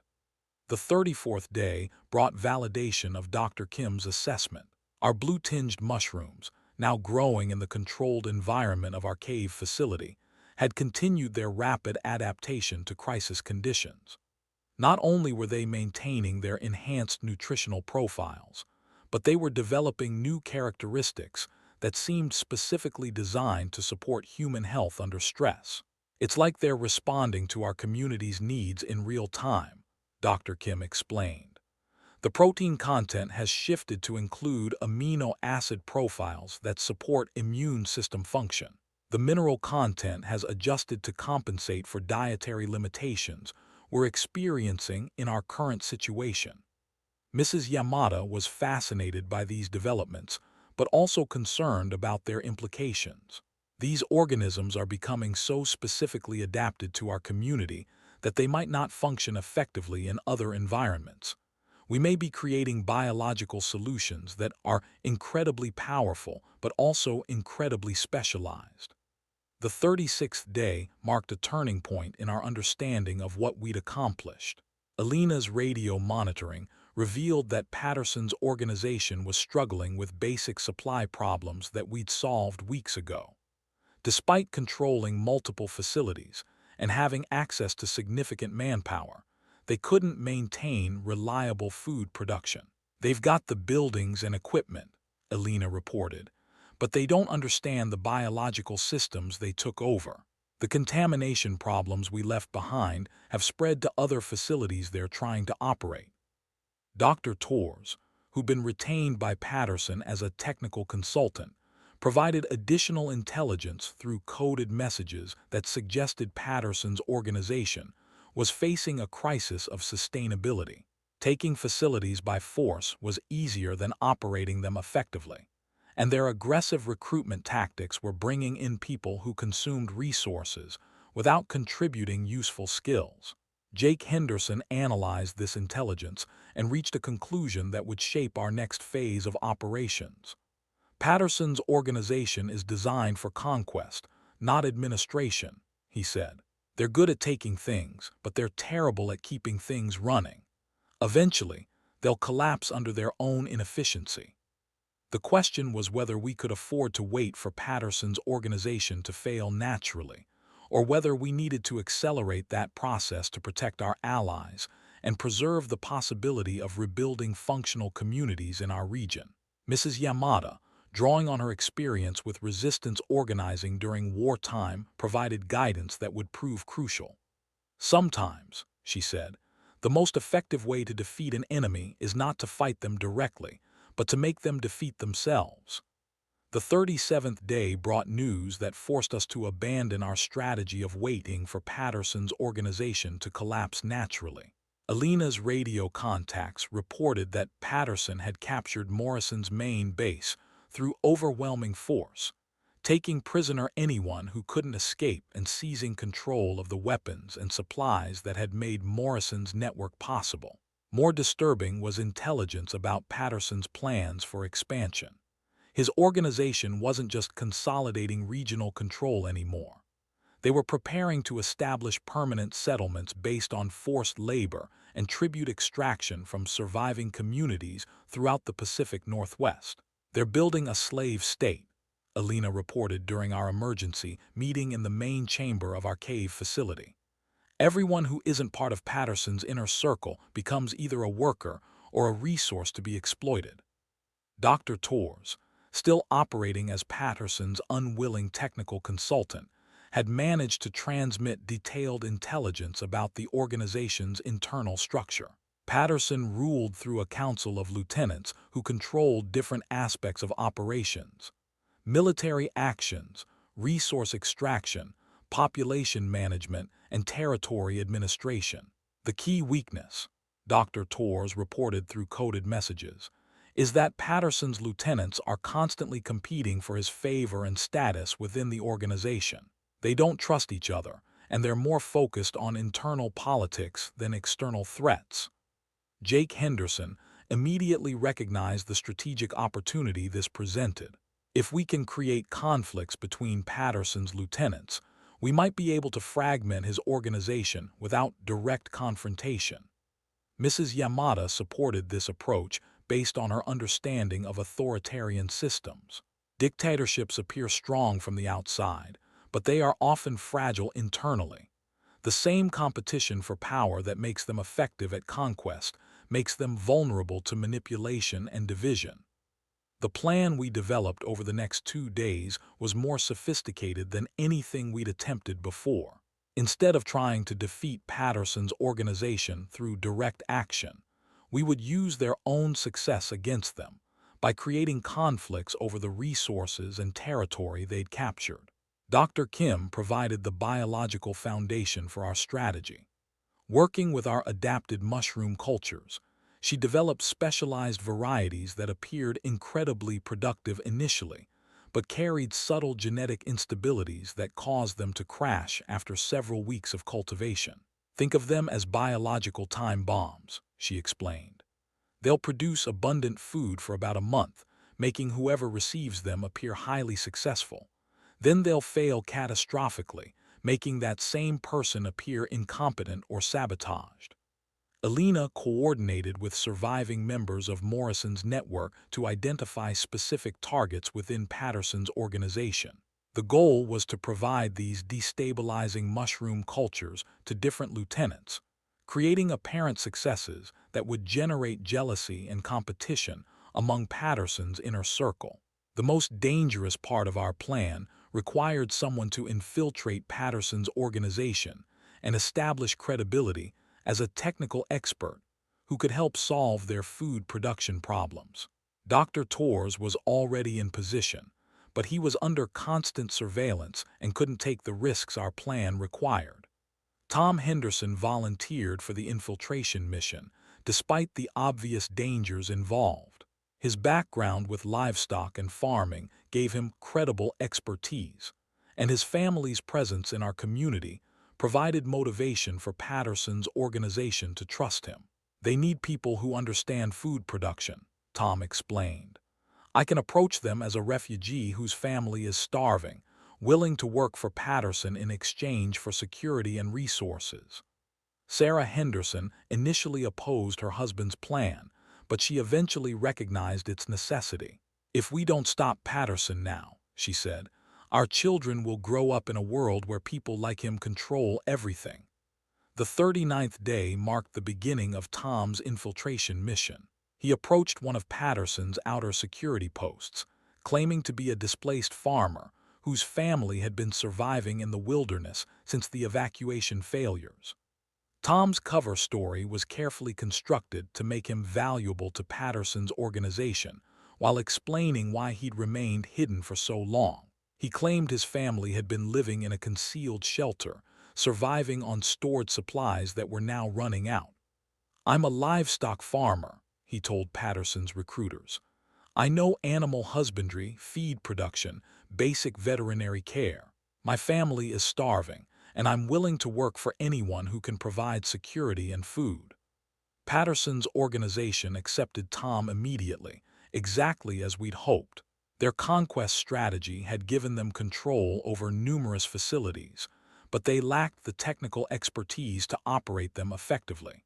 A genuine farmer with relevant skills was exactly what they needed. Tom was assigned to work with Patterson's agricultural lieutenant, a man named Rodriguez who'd been given responsibility for establishing sustainable food production across the organization's territory. Rodriguez was ambitious and eager to prove his value to Patterson, making him perfect for our manipulation strategy. Within days, Tom had established himself as Rodriguez's most valuable technical advisor. He provided legitimate expertise that improved productivity at several facilities, building credibility that would be crucial when he introduced our specially designed mushroom cultures. Alina monitored Tom's progress through carefully scheduled radio contacts, using codes we'd developed to communicate operational information without revealing our location or capabilities. The intelligence Tom provided about Patterson's organization was invaluable for planning our broader strategy. "Rodriguez is convinced he's going to be Patterson's successor eventually," Tom reported. "He's building his own power base within the organization, recruiting people who are loyal to him personally rather than to Patterson." This information confirmed our assessment that Patterson's organization was vulnerable to internal division. Rodriguez wasn't the only lieutenant with personal ambitions that conflicted with organizational unity. The 40th day brought our first direct test of the biological warfare strategy. Tom introduced Rodriguez to mushroom cultivation techniques, presenting them as solutions to the food production challenges that were undermining Patterson's territorial control. "Mushrooms can produce protein without sunlight or good soil," Tom explained to Rodriguez. "All they need is organic matter and controlled conditions. With the right setup, you could feed twice as many people using half the space." Rodriguez was immediately interested, especially when Tom mentioned that mushroom cultivation knowledge was rare and valuable. Rodriguez saw an opportunity to establish himself as the food production expert within Patterson's organization, giving him leverage over other lieutenants. Tom provided Rodriguez with starter cultures from our specially designed varieties, the ones Dr. Kim had engineered to appear highly successful initially before crashing spectacularly. He also provided legitimate cultivation advice that would ensure the mushrooms grew prolifically during their initial phase. "These are adapted varieties that thrive under current environmental conditions," Tom explained truthfully. "They'll outproduce anything you've seen before." The initial results exceeded our expectations. Rodriguez's mushroom operation began producing food at rates that made other lieutenants jealous and suspicious. Patterson himself took notice of Rodriguez's apparent success, praising him publicly and giving him additional resources to expand the operation. Alina's intelligence network reported increasing tension within Patterson's organization as other lieutenants demanded access to Rodriguez's mushroom cultivation techniques. Rodriguez, eager to maintain his competitive advantage, refused to share the knowledge with potential rivals. Rodriguez is becoming paranoid about sabotage, Alina reported. He's convinced that other lieutenants are trying to steal his cultivation methods or undermine his operations.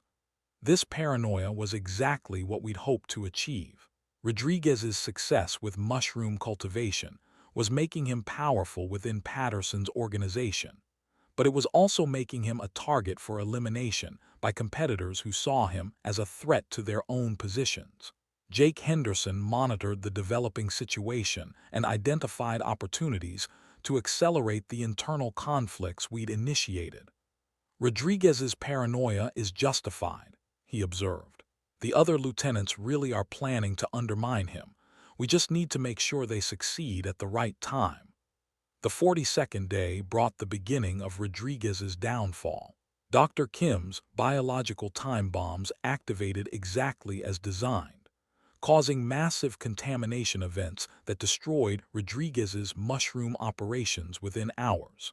Tom, still embedded within Rodriguez's operation, provided real-time intelligence about the crisis as it unfolded. Rodriguez's initial reaction was panic followed by desperate attempts to blame the failure on sabotage by rival lieutenants. Rodriguez is convinced that someone deliberately contaminated his growing systems, Tom reported. He's demanding that Patterson investigate his rivals and punish whoever was responsible. Patterson's response to the crisis revealed the fragility of his organization's internal structure. Instead of conducting a rational investigation, he allowed Rodriguez's accusations to escalate into open conflict between different factions within his leadership council. The mushroom operation failure had eliminated Rodriguez's primary source of power within the organization, but his accusations of sabotage created a paranoid atmosphere that affected everyone. Patterson's other lieutenants began suspecting each other of disloyalty and sabotage. Alina's monitoring of Patterson's communications revealed that the organization was spending more time on internal security investigations than on external operations. Resources that should have been used for territorial expansion were being diverted to watching for signs of betrayal within the leadership. "They're eating themselves alive," Alina reported. "Patterson can't trust his own lieutenants anymore, and they can't trust each other." The 44th day brought news that our strategy was succeeding beyond our original expectations. Rodriguez, desperate to restore his position within Patterson's organization, had attempted to steal resources from another lieutenant's operation. The resulting confrontation had escalated into open violence, with Rodriguez being killed and his supporters either executed or expelled from the organization. Tom's position within the chaos remained secure because he'd been careful to maintain loyalty to Patterson personally rather than to any specific lieutenant. This allowed him to continue providing intelligence while avoiding the factional conflicts that were destroying the organization's unity. "Patterson has lost a third of his fighting force to internal conflicts," Tom reported. "The remaining lieutenants are more focused on protecting themselves from each other than on maintaining territorial control." Mrs. Yamada analyzed these developments and reached a conclusion that would guide our next phase of operations. "Patterson's organization is collapsing, but that doesn't mean our problems are solved. When authoritarian systems fall apart, they often fragment into smaller groups that are more desperate and more dangerous." Her assessment proved prophetic. As Patterson's centralized control weakened, individual lieutenants began establishing independent operations in different parts of the territory his organization had controlled. Instead of one large threat, we now faced multiple smaller threats that were less predictable and harder to monitor. The 46th day brought confirmation that Patterson himself had been killed in a confrontation with one of his former lieutenants. The organization that had seemed so threatening just weeks earlier had completely disintegrated, but the region was now controlled by competing warlords who were fighting each other for resources and territory. Tom's final intelligence report before extracting from the collapsed organization painted a picture of complete chaos. "There's no central authority anymore," he reported. "Different groups control different areas, and they're all trying to expand at each other's expense. It's going to be a free-for-all until someone emerges as the dominant power." Alina's communication with survivor groups throughout the region confirmed Tom's assessment. The collapse of Patterson's organization had created a power vacuum that multiple groups were trying to fill, but none of them had the resources or legitimacy to establish stable control. "Some of these new groups are worse than Patterson was," Alina reported. "They're smaller, so they're more desperate. They're taking bigger risks and making more extreme demands from the communities they encounter." Dr. Kim, working with our mushroom cultures in the safety of our cave facility, had continued developing new varieties that could support our community's survival and growth. But she also recognized that our biological advantages would become even more important in the chaotic environment that was emerging. "Food security is going to be the determining factor in who survives this transition period," she said. "The groups that can feed themselves reliably will have the stability to build lasting communities. Everyone else will remain desperate and dangerous." The 48th day marked our decision to begin the transition from hiding to rebuilding. Patterson's organization was gone, but the region remained dangerous and unstable. However, our community had not only survived the crisis, but had actually grown stronger through the challenges we'd faced. Our cave facility was now producing enough food to support our current community indefinitely, and we had the biological resources necessary to help other groups establish sustainable operations. More importantly, we had developed the knowledge and experience necessary to build communities that could defend themselves against future threats. Mrs. Yamada summarized our situation with characteristic clarity. "We have proven that cooperation and knowledge are more powerful than force and intimidation. Now we must decide whether to remain hidden until the chaos ends, or to emerge and help shape what comes next." The choice we faced would determine not only our own future, but the future of everyone in our region who was struggling to survive in the aftermath of civilization's collapse. The 49th day brought the discovery that would change everything about our understanding of what we'd accomplished. Dr. Kim, working with our most advanced blue-tinged mushroom specimens, made a breakthrough that went far beyond anything we'd imagined possible during those early weeks of survival. "These organisms aren't just adapting to support human nutrition," she announced during our morning briefing in the main chamber of our cave facility. "They're developing symbiotic relationships that actively enhance human immune function, stress resistance, and cognitive performance under crisis conditions." The implications were staggering.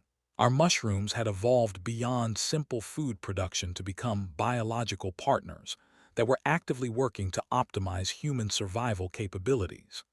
Dr. Kim's tests showed that people who'd been eating our adapted varieties regularly were demonstrating measurably improved health outcomes compared to those surviving on conventional food sources. Mrs. Yamada, who'd been the first to recognize the unusual properties of our blue-tinged specimens, wasn't surprised by these findings. "In traditional Japanese culture," she explained, "we understood that fungi are not just food. They are medicine. They are partners in the cycle of life and death. They are bridges between the world of decay and the world of growth." Alina's intelligence network provided context for why these biological advantages were becoming crucial. The collapse of Patterson's organization had created a region where multiple competing groups were struggling for control, but none of them had sustainable solutions to the basic problems of survival in the post-eruption world. "Most of these groups are burning through their resources faster than they can replace them," Alina reported. "They're fighting over what remains from the old world instead of building systems that can support life in the new world." Jake Henderson analyzed the strategic situation and reached a conclusion that would shape our decision about when and how to emerge from hiding. "We're not just survivors anymore," he said. We're the only group in the region that's actually solved the fundamental problems of long-term sustainability. That makes us incredibly valuable, but it also makes us incredibly dangerous to those who prefer to take rather than build. The 50th day marked our decision to begin limited contact with other survivor groups, but not through direct revelation of our location or capabilities. Instead, we would start providing assistance and knowledge to communities that showed genuine commitment to cooperation and sustainable development. Tom Henderson, drawing on his successful infiltration of Patterson's organization, proposed a strategy of anonymous aid that would help rebuild functional communities without exposing our own operation to unnecessary risks. We become the mysterious benefactors, he suggested. People receive help and knowledge, but they don't know where it's coming from. Dr. Torres, who'd been maintaining communication with scattered research groups throughout the region, became our primary liaison for this anonymous assistance program. His reputation as a legitimate agricultural expert gave him credibility with communities that were desperate for technical guidance. There are at least 12 groups within 50 miles that are genuinely trying to build sustainable communities, Dr. Torres reported. They have good intentions and decent organizational skills, but they lack the biological resources and technical knowledge necessary to achieve food security.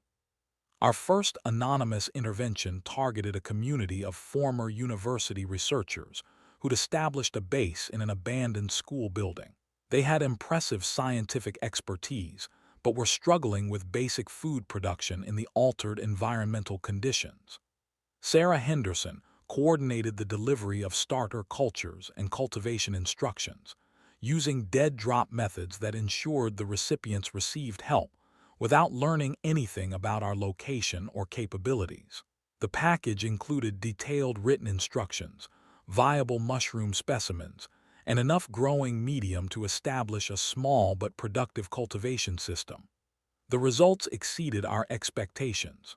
Within 2 weeks, the university group had established functioning mushroom cultivation that was providing significant nutrition for their community. More importantly, they began sharing their knowledge with other groups, creating a network effect that spread sustainable food production techniques throughout the region. Alina monitored communications between recipient communities and discovered something remarkable. Groups that received our anonymous assistance weren't just becoming more successful at survival. They were becoming more cooperative with each other, sharing resources and knowledge instead of competing for limited supplies. It's like sustainable food security changes people's psychology, Alina observed. When they're not constantly worried about where their next meal is coming from, they start thinking about building instead of just surviving. The 52nd day brought validation of our strategy when 3 separate communities that had received our assistance formed a mutual aid alliance. They established regular trade relationships, shared technical expertise, and coordinated security arrangements that protected all 3 groups more effectively than any of them could manage independently. Dr. Kim analyzed the social dynamics of this development and reached a conclusion that shaped our understanding of what we were really accomplishing. Food security isn't just about individual survival, she said. It's the foundation that makes civilized society possible. When people don't have to fight each other for basic resources, they can cooperate to solve more complex problems. Mrs. Yamada connected this observation to her experiences during the war years. In the camps, the difference between communities that maintained dignity and those that fell into desperation was always food security. When people know they will eat tomorrow, they can afford to be generous today. The 54th day brought our first major test of the anonymous aid strategy. One of the communities we'd been helping was attacked by a group of raiders who'd emerged from the chaos of Patterson's collapsed organization. The attackers expected to find desperate survivors with minimal resources and no effective defenses.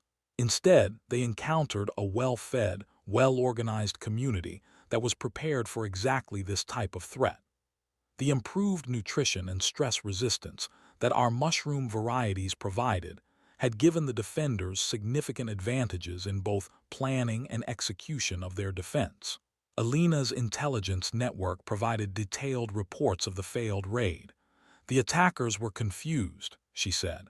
They expected to overwhelm hungry, desperate people. Instead, they found a community that was healthier and more coordinated than anything they'd encountered before. More importantly, the successful defense inspired other communities in the region. Word spread that organized raiders could be defeated by properly prepared defenders, and several groups began requesting assistance with both food security and defensive preparations. Jake Henderson recognized this as a turning point in regional dynamics. "We're not just helping individual communities survive anymore," he said. "We're shifting the balance of power away from groups that survive through predation toward groups that survive through cooperation and sustainable development." The 56th day marked our decision to expand the anonymous aid program significantly. Working through Dr. Tours and a growing network of trusted intermediaries, we began providing assistance to any community that demonstrated genuine commitment to building rather than raiding. The expansion required careful management of our biological resources. Dr. Kim and Mrs. Yamada worked together to develop cultivation techniques that would allow us to produce larger quantities of starter cultures without compromising the genetic integrity of our most valuable specimens. "We're essentially franchising sustainability," Dr. Kim explained. "Each community that successfully establishes mushroom cultivation becomes capable of helping other communities do the same." The knowledge and biological resources spread exponentially. Alina coordinated intelligence sharing between allied communities, creating an informal network that provided early warning about hostile groups and opportunities for mutual assistance. This network became increasingly sophisticated as more communities joined and contributed their own resources and expertise. The 58th day brought news that demonstrated the effectiveness of our approach. A confederation of 7 communities had formed a mutual defense alliance that successfully deterred 3 separate raiding attempts. The alliance was coordinating resource sharing, technical assistance, and security operations across a 40-mile radius. More significantly, the alliance had begun actively recruiting members of defeated raiding groups, offering them the opportunity to join productive communities instead of continuing to survive through predation. This rehabilitation approach was reducing the number of hostile groups in the region while increasing the strength of cooperative communities. Tom Henderson, who maintained contact with several former members of Patterson's organization, reported that our strategy was fundamentally changing the incentive structure for survival in the region. "It's becoming more profitable to join a productive community than to try to rob one," he said. The 60th day marked a milestone that none of us had imagined possible during those early weeks of crisis. Our anonymous aid program had helped establish sustainable food production in over 20 communities, creating a network of allied groups that controlled most of the habitable territory within a 100-mile radius. Alina's communication monitoring revealed that communities in our network were beginning to develop specialized roles and trade relationships. Some focused on food production, others on manufacturing or resource extraction, still others on security and transportation. A functional economy was emerging from the cooperation we'd helped foster. Dr. Tours provided regular reports on the scientific and technical progress being made by communities in our network. "They're not just surviving anymore," he said. "They're innovating, experimenting, developing new solutions to problems we're all facing." Mrs. Yamada observed that we'd accomplished something unprecedented in her experience. "We have rebuilt civilization from the ground up," she said, "but we've done it better than what existed before. These communities are more resilient, more cooperative, more sustainable than the society that collapsed." The 62nd day brought our first direct contact with representatives from the community network we'd helped create. A delegation from the Alliance of Cooperative Communities requested a meeting with the mysterious benefactors who'd been providing assistance throughout the region. The request was delivered through Dr. Torres, who explained that the network had reached a level of sophistication where they needed to coordinate more complex operations that required direct communication with their anonymous supporters. "They're not trying to expose us," Dr. Torres assured us. "They understand that their benefactors have reasons for remaining hidden, but they're facing challenges that require more sophisticated assistance than anonymous aid packages can provide." Our community spent days debating whether and how to respond to this request. The network we'd helped create was now strong enough to survive without our continued assistance, but it was also facing challenges that our expertise could help solve more effectively than trial-and-error experimentation. Jake Henderson provided the strategic analysis that guided our decision. "We've reached the point where remaining completely hidden is actually limiting our effectiveness," he said. "The network has grown strong enough to protect us, and they need more sophisticated coordination to continue developing." Alina supported this assessment based on her intelligence monitoring. "The cooperative communities now outnumber the raiding groups by at least 10 to 1, she reported. "The balance of power has shifted decisively in favor of sustainability and cooperation."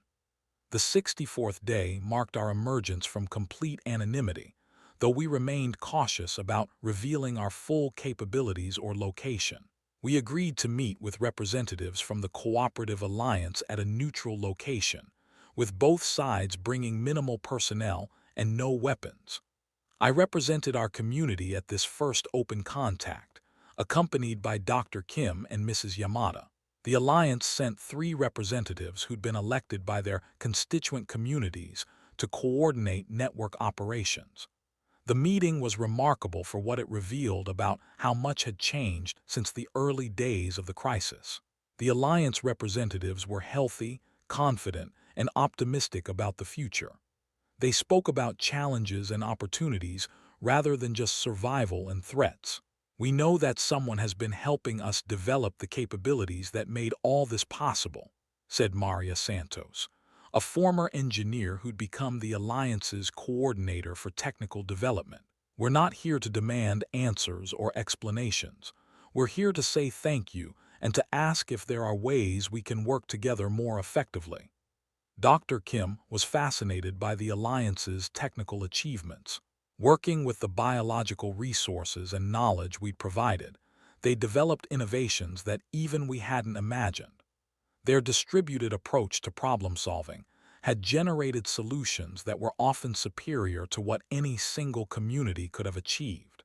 Mrs. Yamada was particularly impressed by the social structures the Alliance had developed. "You have created something that is both stable and adaptable," she told the representatives. "These are the characteristics that allow societies to survive long-term challenges." The Alliance representatives explained that they'd been developing plans for expansion beyond basic survival toward rebuilding education, healthcare, manufacturing, and other elements of complex civilization. However, these plans required coordination and resources that exceeded what any individual community could provide. "We need to think bigger than just surviving the crisis," explained James Chen, a former city planner who'd become the Alliance's coordinator for infrastructure development. "We need to start rebuilding the kind of society we want to live in permanently." The 66th day brought our decision to establish formal partnership with the Cooperative Alliance. Our community would maintain operational independence and security protocols, but we would provide direct technical assistance and resource sharing for Alliance-wide development projects.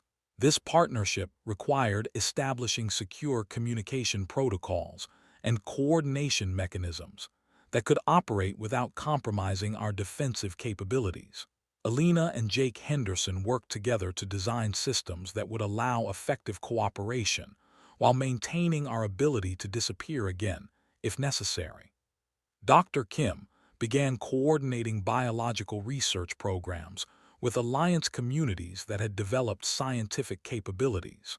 The distributed approach to mushroom cultivation research was generating innovations at a pace that exceeded what we could achieve working in isolation. Each community is essentially running parallel experiments with different environmental conditions and resource constraints, Dr. Kim explained. We're accumulating knowledge about biological adaptation faster than any formal research program could manage. The 68th day marked the beginning of our most ambitious project yet, establishing a seed bank and genetic library that would preserve the biological innovations we developed, while making them available to communities throughout the region and beyond. Mrs. Yamada coordinated this effort, drawing on her experience with agricultural preservation techniques and her understanding of how biological resources could be maintained across generations. We are not just preserving the present, she said. We are ensuring that future communities will have the tools they need to thrive in whatever conditions they encounter. The Seed Bank project revealed the full scope of what we'd accomplished during our months of adaptation and development. Our mushroom varieties had evolved into dozens of specialized strains, each optimized for different environmental conditions, nutritional requirements, and community needs. Alina established communication with survivor networks in other regions, sharing information about our techniques and learning about innovations that other communities had developed independently. This interregional cooperation was laying the foundation for eventual rebuilding of larger-scale civilization. The 70th day brought news that vindicated every decision we'd made since the crisis began. Intelligence reports indicated that regions without effective cooperative networks were still trapped in cycles of conflict and resource depletion, while areas that had developed sustainable food production and alliance structures were beginning genuine recovery and development. We're not just surviving anymore, Tom Henderson observed during our evening briefing. We're demonstrating that the new world can be better than the old one. Jake Henderson analyzed the broader implications of our success. We've proven that resilient communities can be built from the ground up using cooperation, sustainable technology, and biological innovation. This model could be replicated anywhere. Dr. Torres, who'd been documenting our techniques and innovations for potential replication in other regions, reached a conclusion that summarized what we'd achieved. You've created a template for civilization that's adapted to post-crisis conditions, he said. This isn't just survival, this is evolution. The 72nd day marked our decision to begin active outreach to communities in other regions, sharing our knowledge and biological resources with any group that demonstrated commitment to cooperative development. We'd moved beyond regional influence toward contributing to global recovery efforts. Mrs. Yamada reflected on the journey from our early days of desperate survival to our current role as leaders in post-crisis civilization building. Your grandfather would be proud, she told me. He prepared you for 7 lean years, but you have created abundance that will last for generations. Alina's monitoring of communications from other regions revealed that our model of biological innovation combined with cooperative social organization was being adopted by communities hundreds of miles away. The techniques we developed were spreading faster than any formal distribution program could manage. Dr. Kim summarized the biological achievements that had made everything else possible. We didn't just adapt to survive the crisis, she said. We formed partnerships with other species that made us stronger, healthier, and more capable than we were before the crisis began. The 74th day brought a request that demonstrated how completely our situation had changed since those early weeks of hiding and struggling for survival. A delegation from the restored state government in Salem wanted to meet with us to discuss incorporating our innovations into official recovery programs. The request was flattering, but also concerning. Government involvement could provide resources and legitimacy for expanding our programs, but it could also compromise the flexibility and independence that had made our success possible.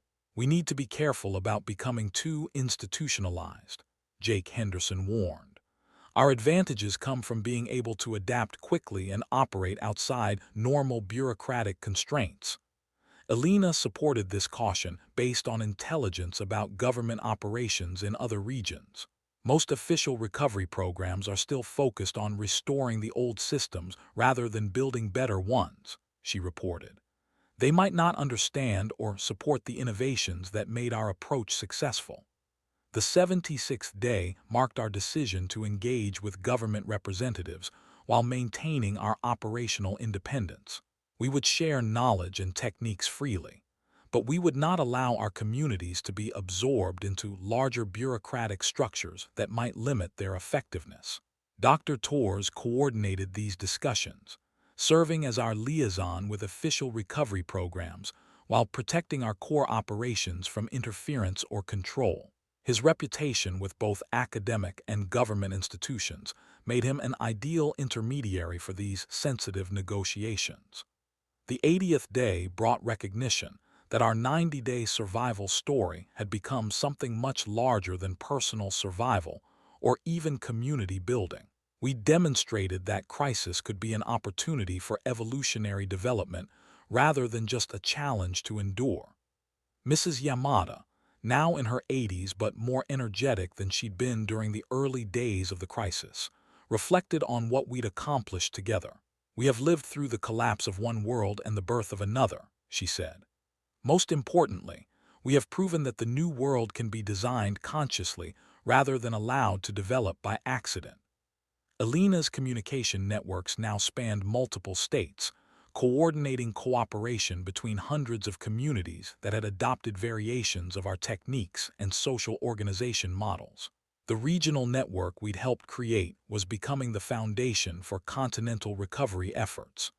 Dr. Kim's biological research programs had expanded to include dozens of communities working on parallel development tracks. The mushroom varieties we'd originally developed for survival were now being refined for specific applications in medicine, nutrition, environmental remediation, and industrial processes. The 84th day brought a milestone that none of us had imagined possible during those desperate early weeks. Our original cave facility was being converted into a formal research and education center, while our community had grown to include over 50 people representing expertise in dozens of specialized fields. Tom and Sarah Henderson reflected on how completely their understanding of the crisis had changed since their failed evacuation attempt. "We thought we were running away from disaster," Sarah said. "Instead, we were running toward the opportunity to build something better than what we'd lost."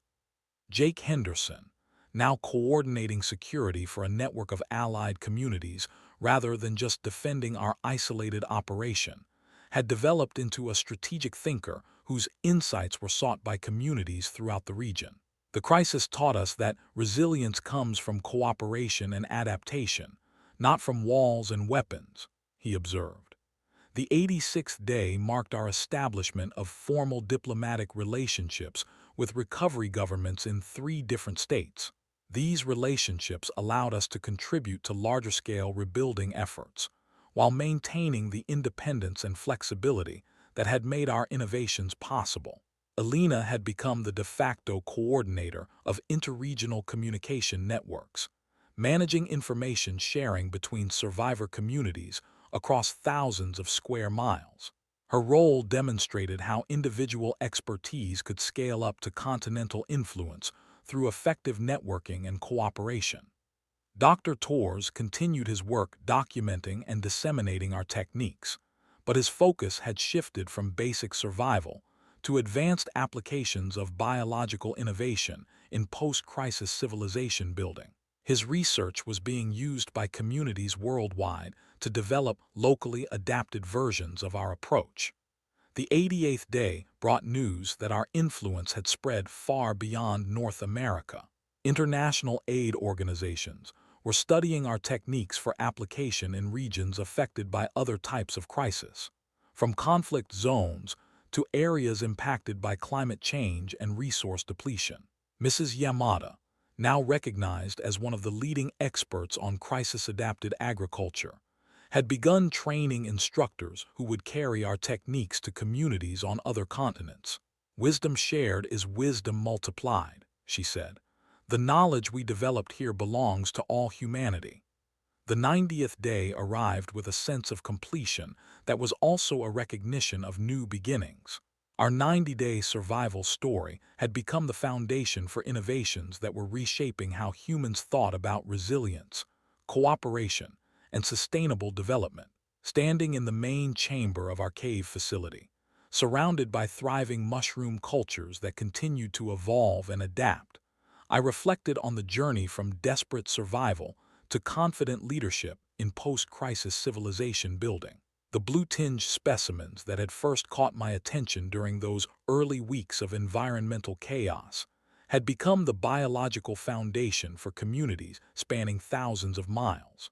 Our original community of 13 people had grown into a network of hundreds of allied communities, each contributing unique innovations to collective solutions for the challenges of post-eruption survival and development. The techniques we developed through necessity had become the basis for a new model of human civilization that was more resilient, more cooperative, and more sustainable than what had existed before the crisis. Alina's communication networks continued to expand, connecting communities across continents and facilitating the rapid sharing of innovations and resources. The cooperative principles we'd learned through necessity were becoming the foundation for international relationships based on mutual aid rather than competition and exploitation.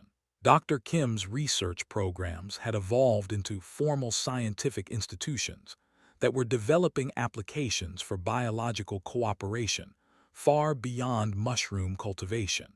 The symbiotic relationships we discovered were inspiring innovations in medicine, environmental restoration, and sustainable technology that promised to reshape human interaction with the natural world. The crisis that had seemed like the end of civilization had actually become the beginning of something better. Looking back on those 90 days of transformation, I realized that my grandfather had been wrong about one thing. He'd prepared me for 7 lean years, but what we'd built was designed to create abundance for generations. The underground world that had once been our refuge had become the foundation for a future where humanity and nature could thrive together in ways that seemed impossible before the sky turned black and the world learned to grow life in the dark places.